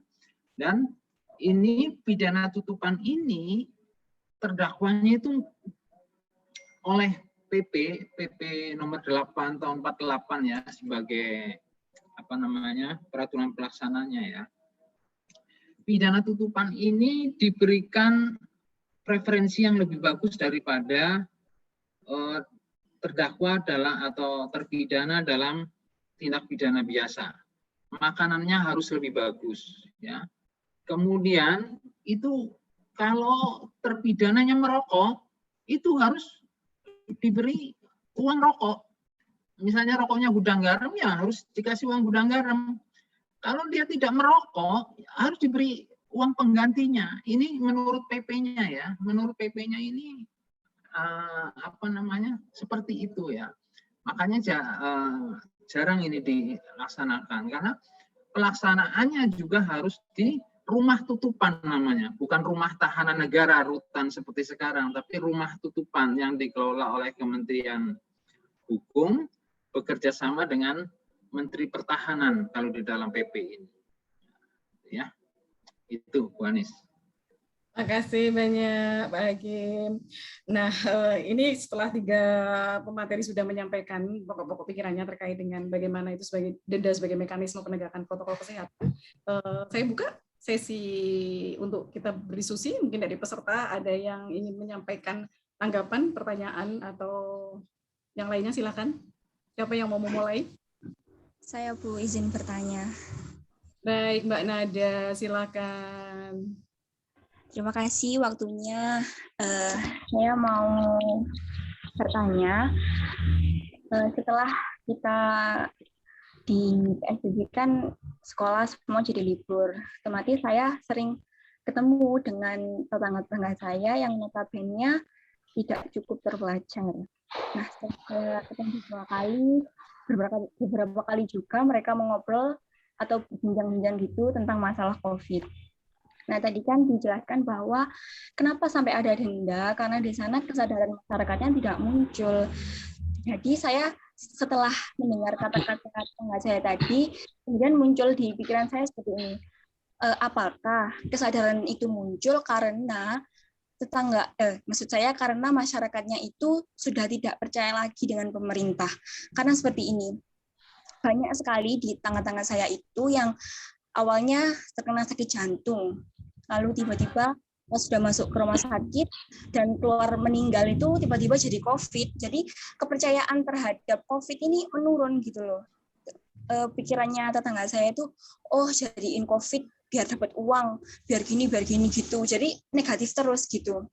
Apalagi dulu juga pemerintah awal-awal kan seperti kayak meremehkan adanya COVID gitu. Awalnya yang nasi kucing ini itu, terus kita udah meremehkan, tiba-tiba kita udah terserang dan udah menjadi besar seperti ini. Jadi apa benar analisa saya ini, kalau kesadaran ini tidak tumbuh karena masyarakatnya itu udah nggak percaya gitu apa yang diomongin sama pemerintah. Seperti itu. Terima kasih. Baik, terima kasih Mbak Nada. Ini langsung dijawab oleh Pak Novi, karena tadi Pak Novi barusan lewat pusat studinya di UNER melakukan sebuah survei di mana kepercayaan terhadap Presiden dalam hal ini juga terkait dengan kebijakan-kebijakannya ini tadi cukup tinggi ya, 70 sekian persen gitu. Tapi ini Mbak Nada menyampaikan bahwa berdasarkan pengamatannya di masyarakat, jangan-jangan ketidaksadaran masyarakat ini bukan karena masyarakat tidak paham, tetapi karena tidak percaya gitu ya pada pemerintah. Silakan Mas Nofri ditanggapi ini pertanyaan dari Mbak Nada. Ya, terima kasih. Persepsi pribadi tidak bisa mengatasi sains ya. Itu prinsip pertama dalam keilmuan. Kemudian yang kedua, pada awal pandemi, rekomendasi yang diberikan oleh tim ahli adalah jangan sampai pendekatan penanganan pandemi itu menciptakan panic buying, ya. Jadi kepanikan yang luar biasa. Pada waktu itu ketika akhir Februari ya, 27 Februari diumumkan positif COVID, kita lihat bagaimana beramai-ramai berbondong-bondong masyarakat memborong kebutuhan pokok. Untuk Jakarta misalnya, supermarket itu dipenuhi oleh orang-orang untuk membeli barang-barang kebutuhan pokok. Dan siapa yang dirugikan? Yang dirugikan adalah masyarakat bawah nantinya. Karena masyarakat bawah yang memiliki akses secara cepat terhadap kebutuhan pokok, itu tidak akan mendapatkan keadilan dalam akses. Ya. Nah, untuk itu yang dilakukan oleh pemerintah, ya, bahwa penanganan pandemi jangan sampai seperti menciptakan kekagetan gitu ya, kekagetan dalam kesadaran masyarakat. Untuk itu memang sangat, waktu itu pendekatan seperti yang tadi saya ceritakan di awal, masyarakat, beberapa kalangan akademisi aktivis menuntut segera lockdown. Ketika pemerintah memutuskan misalnya langsung lockdown, sedangkan masyarakat belum siap. Kemudian pada satu sisi yang lain, governance kita juga belum siap karena pandemi ini kan bukan proses ya, ini kan dadaan itu ya, emergensi yang muncul secara tiba-tiba, immediately terjadi gitu. Nah, maka kebijakan penanganan pandemi benar-benar harus memperhatikan antropologi, sosiologi masyarakat Indonesia gitu. Seperti hal yang sederhana seperti yang tadi saya ceritakan. Untuk masyarakat Jepang, walaupun nggak pandemi, mereka kena flu, mereka bisa pakai masker kemana-mana. Itu yang paling sederhana. Untuk Indonesia kan tidak. Belum lagi budaya masyarakat Indonesia beda dengan masyarakat Jepang. Orang Jepang pulang kantor, pulang kampus, masuk kamar, masuk apartemen, masuk rumah, selesai. Orang Indonesia enggak. Begitu selesai dari aktivitas profesional mereka, mereka akan melakukan cangkruan, mereka akan ngobrol, mereka silaturahmi, dan lain sebagainya. Dan ini bukan hal yang mudah, tidak bisa diselesaikan dalam kerangka positivisme saja. Harus ada pendekatan-pendekatan, dan salah satu pendekatan itu adalah komunikasi kebijakan. Ya, komunikasi kebijakan pemerintah yang tidak serta-merta menciptakan kekagetan dalam masyarakat. Belum lagi survei waktu itu media seperti Kompas, bahwa masyarakat menengah ke bawah menolak lockdown, menolak pembatasan. Bayangkan, kalau masyarakat sudah menolak, ini berarti harus ada pendekatan lain. Pendekatan yang bukan pendekatan represi ya, namun pendekatan-pendekatan yang lebih dikontekstualisasikan dengan kondisi masyarakat Indonesia. Nah, itu yang kedua. Kemudian yang ketiga, Presiden sangat memperhatikan bagaimana peningkatan kesadaran masyarakat terkait pandemi ini dalam protokol kesehatan terutama ya. Untuk itu bagaimana sosialisasi terus-menerus dilakukan oleh pemerintah dan bekerjasama dengan kalangan masyarakat sipil untuk meningkatkan kesadaran itu, karena konteks keindonesiaan tidak bisa disamakan dengan negara-negara lain. Bahkan contoh di Amerika, ketika Presiden mengatakan jangan pergi liburan, yang terjadi malah masyarakat melakukan perlawanan, mereka melakukan liburan ke sana kemari, maka kemudian di Amerika per hari bisa mencapai 200.000 penularan COVID. Ya, tapi untuk masyarakat Indonesia dengan pendekatan yang lebih sesuai lah ya dengan bahasa masyarakat Indonesia, dengan cara yang kita lihat sendiri, orang Indonesia kuat, orang Indonesia bisa melewati pandemi ini. Ternyata malah masyarakat Indonesia ya nggak kemudian ketika selama pandemi berbondong-bondong liburan. Enggak, ya ada beberapa yang melakukan itu. Ini menunjukkan bahwa pendekatan ini tepat dan ternyata dampak dalam baik penanganan kesehatan maupun ekonomi itu diapresiasi secara internasional. Termasuk vaksin misalnya. Pada awal-awalnya 47% masyarakat itu menolak vaksin. Bayangkan, padahal vaksin itu untuk kebaikan publik. Lantas pendekatan pemerintah bagaimana? Apakah kemudian langsung pokoknya vaksin wajib? Tidak. Yang dilakukan oleh pemerintah adalah memberikan pengertian-pengertian kepada masyarakat. Dan ternyata kemudian ini berubah. Ya, 70% masyarakat saat ini menerima bersedia vaksin. Dan ini saya pikir akan terus berkembang karena ini survei akhir 2020 ya, penerimaan vaksin itu meningkat. Jadi seperti itu. Nah, kalau ada beberapa catatan-catatan dalam penanganan pemerintah pasti ada, gitu ya, pasti ada, dan itu akan terus diterima dan terus dijadikan sebagai rujukan. Jadi masukan dari masyarakat sipil pasti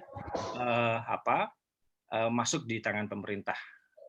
Saya pikir seperti itu, Mbak Anies. Dan sekaligus saya pamit dulu karena ada pertemuan.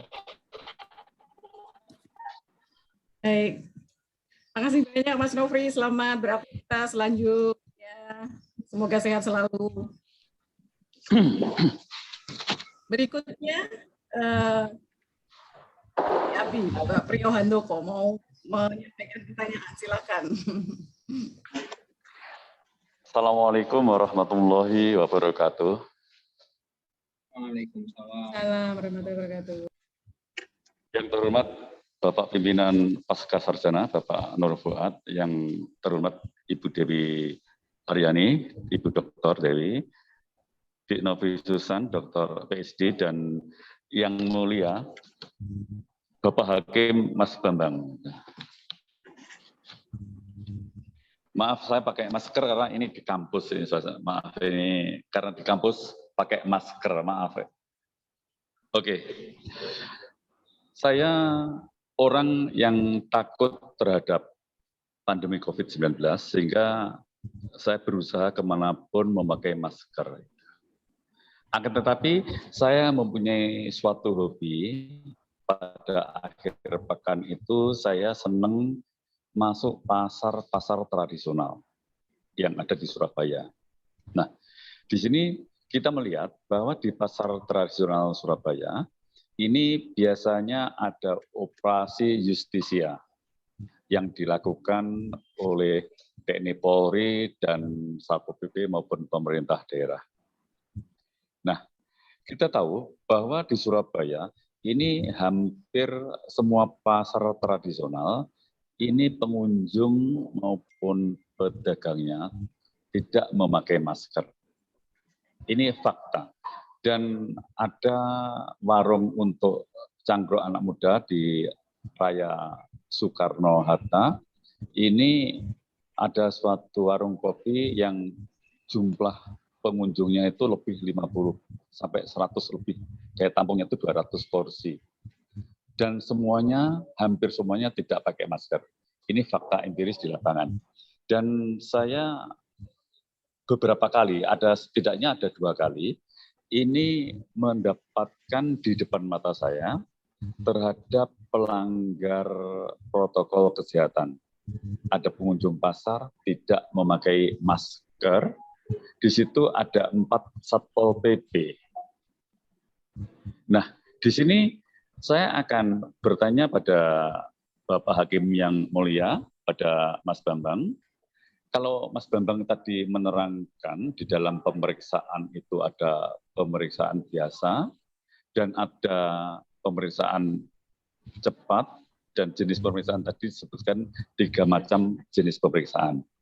Di satu sisi itu, di sisi lain, Mas Bambang juga menerangkan bahwa Undang-Undang 8 tahun 81 KUHP ini suatu pedoman yang tidak bisa disimpangi dalam acara pidana. Pertanyaan saya pada Mas Bambang, saya mohon diberikan suatu kriteria. Saya melihat sendiri, setidaknya 2 kali saya melihat orang yang melanggar protokol kesehatan tidak pakai masker oleh Satpol PP itu denda Rp50.000 langsung.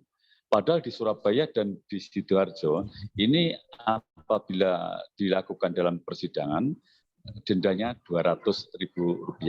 Pertanyaan saya konkretnya yang dilakukan oleh Satpol PP tersebut itu termasuk pemeriksaan cepat atau biasa, karena di situ tidak ada mencatat sama sekali, sekonyong-konyong atau tiba-tiba didenda 50.000 dan yang bersangkutan membayar. Kalau tidak membayar akan diangkut ke truk atau ke kendaraan Satpol PP.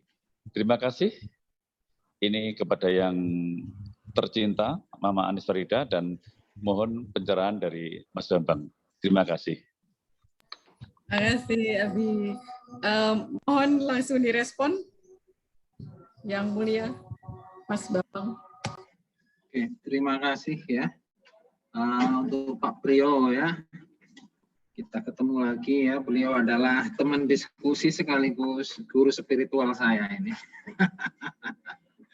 Jadi begini ya Pak Priyo ya, memang kadang-kadang di lapangan ada Satpol PP yang mungkin yang seperti dilihat oleh Pak Priyo itu nangkep orang yang tidak memakai masker, yang tidak memakai protokol kesehatan, kemudian jatuhi denda ya. Saya juga tidak tahu ini aturan mainnya dari mana begitu. Aturan mainnya dari mana? Apakah uang yang diminta oleh Satpol PP ini nanti dilampirkan dalam berkas bukti pelanggaran layaknya tilang SIM itu, kemudian diserahkan ke pengadilan untuk diputus, atau mau diapakan uang itu? Nah, itu yang saya tidak jelas ya. Harusnya ditanyakan kepada petugas yang bersangkutan, apakah nanti ini akan diserahkan ke pengadilan untuk diputus dan sebagai titipan, atau mau masuk kas Pemda, tetapi kas Pemda siapa yang akan memutus itu? Dasarnya memasukkan ke kas Pemda apa? Kalau dasarnya masuk ke kas Pemda misalnya berdasarkan putusan pengadilan, ada dasar hukumnya. Nah, ini. Memang itu harus ditelusur itu ujungnya mau kemana itu ya. Dan biasanya kalau bukti-bukti untuk tindak pidana yang ancaman pidananya kurang dari maksimal 3 bulan atau ancaman pidananya denda saja, otomatis memakai hukum acara cepat, bukan acara biasa. Kalau acara biasa nanti bisa berbulan-bulan ya. Ini acara cepat dan kalau itu diserahkan ke kejaksaan juga pasti akan ditolak oleh pihak kejaksaan. Disarankan kepada penyidik untuk dilakukan sidangnya secara cepat. Ya, itu Bu Anies. Baik, terima kasih atas jawabannya. Tapi memang ini apa ya, fenomena yang di lapangan gitu ya. Kalau kemudian tangan dengan maka perlu ada kontrol juga gitu, dan siapa kemudian yang mengontrol dalam hal ini supaya tidak ada tindakan-tindakan yang di luar jalur. Baik, mungkin ada lagi yang ingin disampaikan dari teman-teman di sini sebelum kita tutup karena sudah mendekati jam 3. Silakan. Pak Wadid kalau tertarik untuk bertanya juga boleh. Karena punya pengalaman mungkin selama perjalanan Malang Surabaya gitu ya.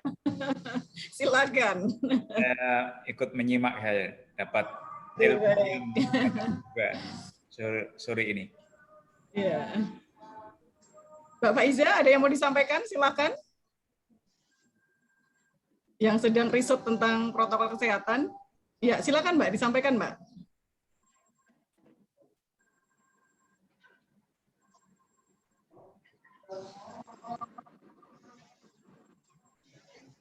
Ya, Assalamualaikum. Assalamualaikum warahmatullahi wabarakatuh. Mohon maaf sebelumnya berkaitan dengan penyampaian dari beberapa narasumber yang alhamdulillah ini sangat banyak ilmu yang bisa diambil pada siang hari ini berkaitan dengan penerapan daripada protokol kesehatan yang memang kalau di lapangan bisa kita lihat banyak sekali para penegak hukum yang ikut membantu untuk memberikan ketertiban gitu kepada masyarakat supaya masyarakat ini tertib dalam menjalankan protokol kesehatan ini. Nah, yang mau saya tanyakan berkaitan seperti yang tadi sudah saya sampaikan di chat juga. Jadi ini untuk sidang yang dilakukan di lapangan itu karena menggunakan hukum acara cepat, maka otomatis pasti berbeda dalam satu majelis gitu. Nah, saya mau tanyakan kepada Bapak Bambang, selaku hakim dari Pengadilan Negeri Medan, apakah memang dalam satu majelis di sidang protokol terkait protokol kesehatan, pelanggar protokol kesehatan ini, apakah memang satu majelis itu hanya satu hakim saja, ataukah memang berbeda gitu dari sidang di hukum acara biasa? Gitu, kurang lebihnya seperti itu, Bunda. Terima kasih Mbak Faiza. Silahkan Yang Mulia Mas Bambang dijawab langsung. Oke ya, Mbak Faiza, terima kasih atas pertanyaannya ya. Jadi karena ini menggunakan hukum acara cepat ya, maka yang menyidangkan adalah hakim tunggal ya, bukan majelis hakim ya, karena memang di dalam undang-undang seperti itu ya, hakim tunggal biar cepat ya. Kemudian setiap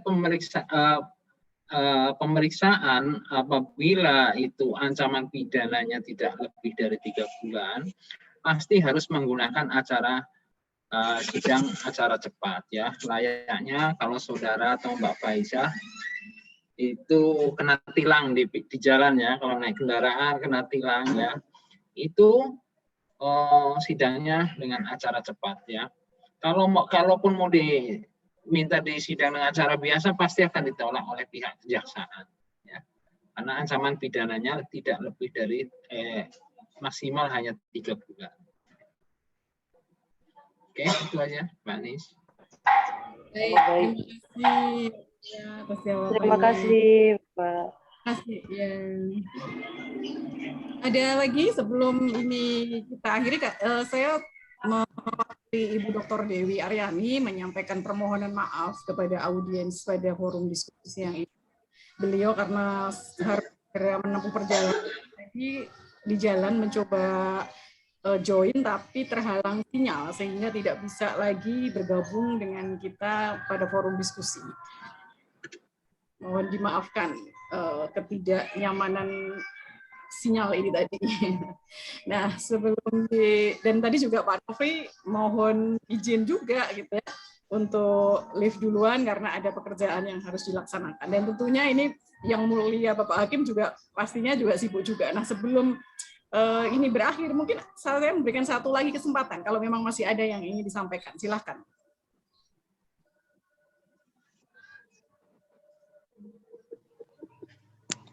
Saya, Bunda.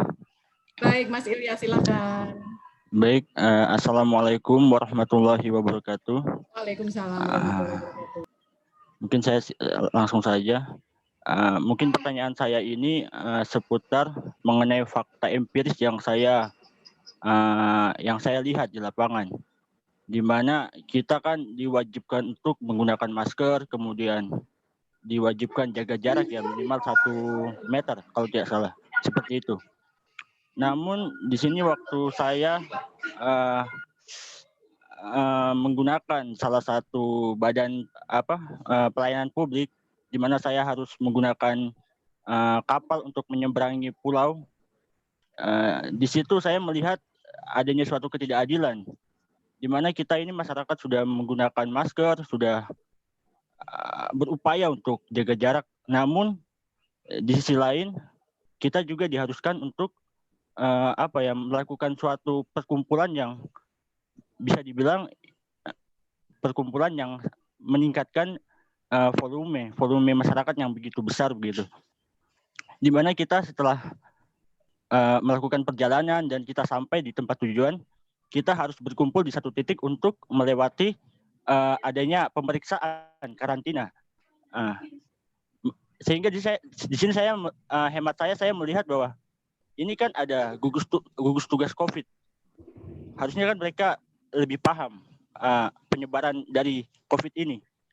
Bagaimana kita harus berdesak-desakan dengan penumpang lain yang notabene kita tidak tahu ini dia dari mana, berasal dari mana. Mungkin seperti itu yang ingin saya fokus yang ingin saya tanyakan adalah apakah hanya masyarakat yang dijadikan untuk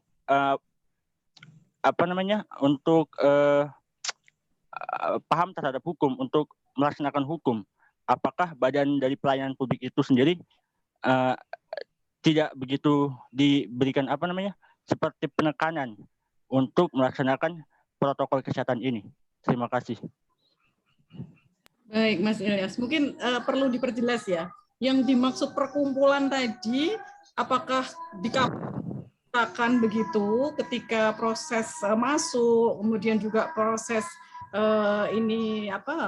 merapat di dermaga, yang kemudian petugas yang memeriksa tidak mengindahkan jarak antar, atau justru petugasnya yang bergerombol? Maksudnya gimana nih? Iya, jadi begini Bunda. Jadi setiap kita mau berangkat ataupun kita sampai tujuan, itu petugas-petugas karantinanya itu mereka hanya memakai satu titik untuk para penumpang ini berkumpul menjadi satu, berdesak-desakan, sehingga ini kan meningkatkan volume yang bisa jadi COVID itu bisa tersebar begitu cepat, Bunda. Seperti itu, Bunda. Jadi ketika kita berangkat ataupun kita sampai pun, petugas karantina ini hanya membuat satu titik yang kita harus diarahkan ke situ, Bunda. Seperti itu, Bunda. Baik. Kalau menilik pertanyaannya sebenarnya ini porsi ini ya eksekutif ya, tapi nggak ada salahnya yang mulia Bapak Hakim karena satu-satunya narasumber yang ada memberikan komentar. Mohon maaf, silakan. Oke ya. Jadi Mas Ilyas ya begini ya, memang sih seharusnya dalam rangka penyadaran terhadap penyebaran COVID ini bukan hanya masyarakat saja yang menjadi objek penyadaran ya, tetapi juga aparatur pemerintah harus bisa menjadi contoh ya. Pemerintah harus bisa menyediakan sarana transportasi yang memadai ya, yang sesuai dengan protokol COVID ya. Memang ini kelemahan di masyarakat kita ya, kelemahan pemerintah juga ya. Pemerintah belum bisa menyediakan tempat, sarana ya, alat transport termasuk di dalamnya alat transportasi yang memang betul-betul memenuhi protokol COVID ya. Bukan hanya di pelabuhan laut ya, di bandara juga masih begitu. Seharusnya itu kayak pesawat itu bangkunya dikasih jarak ya, tetapi juga misalnya kita naik maskapai tertentu tidak ada pemberian jarak seperti itu ya, tidak ada seat distancing-nya ya, karena memang kondisi ekonomi dan kondisi pemerintah kita seperti itu ya. Paling kita sendiri yang harus bisa menjaga diri kita sendiri ya. Minimal misalnya kalau di dalam kerumunan seperti itu ya harus kita bawa hand sanitizer sendiri, harus pakai masker ya. Karena memang kalau kita hanya mengandalkan kepada aparatur pemerintah ya tetap akan merugikan kita juga, karena memang belum bisa pemerintah menyediakan segalanya, sama seperti dengan kebutuhan sehari-hari. Kalau memang pemerintah ingin melakukan lockdown satu daerah secara terbatas, ya memang pemerintah harusnya tanggung jawab terhadap kebutuhan sehari-hari warganya. Ya. Kalau di Malaysia, kalau nggak salah, kalau di lockdown ya masyarakat yang kurang mampu memang dikasih bantuan secara natural, barang-barang kebutuhan sehari-hari. Tetapi kan kalau di tempat kita di Indonesia, pemerintah tidak punya cukup dana untuk itu ya. Makanya di Indonesia ini kalau terapan lockdown juga masih susah. Anggarannya terlalu besar begitu ya. Ya, kita harus menjaga diri kita sendiri lah ya, meskipun kadang-kadang menurut Mas Ilyas ada yang kurang pas yang dilakukan oleh aparatur pemerintah ya. Misalnya dalam masyarakat juga salah juga, kadang-kadang sudah disuruh pakai speaker misalnya suruh jaga jarak pun masih menggerombol. Nah, itu kan di bandara kalau mau nunggu bus pun kayak begitu, disuruh antri pun susah. Bagaimana coba? Ya, sama-sama lah ya, sama-sama saling koreksi antara pemerintah dengan masyarakat. Ya, memang sebaiknya juga masyarakat tidak hanya dijadikan objek, tetapi juga pemerintah harus menyediakan fasilitas yang bagus. Ya, itu aja Mbak Anis. Terima kasih. Itu tadi sekaligus menjadi akhir gitu ya dari perjumpaan kita di siang hingga sore ini, membahas tentang denda sebagai mekanisme penegakan protokol kesehatan. Saya tidak banyak memberikan catatan, tetapi paling tidak tadi dari ketiga narasumber kita memperoleh sebuah pencerahan yang luar biasa, di mana sebagai anggota legislatif Bu Dewi menerima pesan gitu ya dari konstituennya bahwa mereka keberatan gitu ya dengan mekanisme denda, di mana denda itu pun aturannya saat itu juga belum ada. Bahkan seringkali petugas di lapangan pun ketika ditanya mendasarkan peraturannya itu adalah pada peraturan wali kota ataupun peraturan bupati. Padahal kita tahu sebuah materi yang mengatur atau memuat ketentuan mengenai pidana itu hanya dapat dicantumkan dalam bentuk undang-undang, perda provinsi, ataupun perda kabupaten atau kota.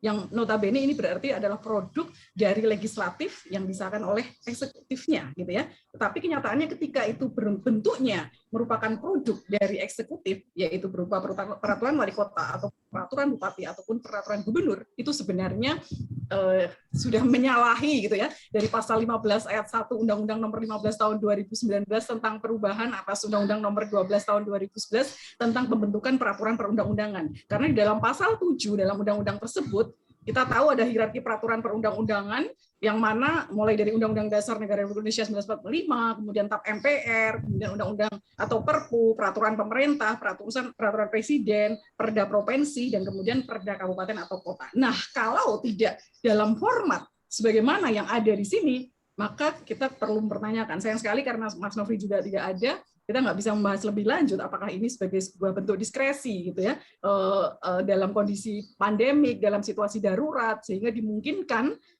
pemerintah gitu ya melalui organnya dalam ini eksekutifnya inilah yang kemudian membuat produk peraturan yang mengenakan sanksi berupa pemidanaan meskipun kategorinya merupakan pidana ringan tadi ya seperti dijelaskan oleh Yang Mulia Bapak Hakim tadi. Dan kita juga tahu dari prosedur hukum acara yang mana saya juga sempat merasa risau juga bagaimana kemudian ketika seorang hakim yang mulia melakukan sidang di pinggir jalan gitu ya, ketika di Medan gitu ada fotonya di pinggir jalan ataupun di tempat lain di pinggir jalan. Kalau di Sidoarjo bagus di dalam gor tenis gitu ya, indoor gitu ya, jadi masih terhormat gitu ya, sesuai dengan jabatannya gitu kan sebagai pejabat negara gitu. Jadi masih sesuai gitu. Nah, baiklah, saya nggak panjang lebar lagi, ini rasanya mesti ada diskusi lanjutan gitu ya tentang ini gitu, apalagi kalau kita kaitkan dengan vaksinasi gitu yang merupakan upaya juga untuk mengurangi transmisi ataupun penularan COVID-19 ini. Kalau kita lihat Mas, di tahapan pertama ada yang diprioritaskan itu adalah para pejabat dan kemudian juga para tenaga medis gitu ya. Kita yang akademisi masih belum bagian ya Pak Wadir ya, nggak tahu kapan ini. Kalau yang mulia mestinya sudah ya karena harus melayani sebagai ujung tombak gitu ya pelayanan publik gitu. Baik, terima kasih banyak sekali lagi atas partisipasinya. Terima kasih banyak Yang Mulia telah berkenan meluangkan waktu untuk bicara dalam forum dialog interaktif yang diadakan oleh Magister Hukum Tata Negara Pasca Sarjana UIN Sunan Ampel. Terima kasih banyak Bapak Wakil Direktur, Bapak Kaprodi, dan seluruh teman-teman adik-adik mahasiswa tersayang yang mau gitu ya belajar gitu ya meluangkan waktunya, dan ini sebagai inspirasi yang mau nulis tesis ataupun yang mau menulis skripsi gitu ya, ini adalah topik yang menarik untuk didalami baik dari sisi hukum acara ataupun dari perspektif ketatanegaraan atau bahkan dari tadi hukum pidana juga gitu ya. Oke, terima kasih sekali lagi. Mohon maaf atas segala kekurangan dan kesalahan saya dalam memandu acara ini. Semoga ini menjadi hal yang bermanfaat dan barokah. Sekali Sekali lagi terima kasih. Wassalamualaikum warahmatullahi wabarakatuh. Waalaikumsalam. Warahmatullahi wabarakatuh. Waalaikumsalam. Waalaikumsalam warahmatullahi. Terima kasih Pak Hakim yang mulia, Pak Bambang Karno. Terima kasih Pak atas ilmunya. Terima kasih juga Pak Bambang. Ya, siapa? Sama-sama Pak. Danis, Pak Fuad. Ya. Matur Ini nuwun sanget senior semuanya. kita ini. Abi Priyo.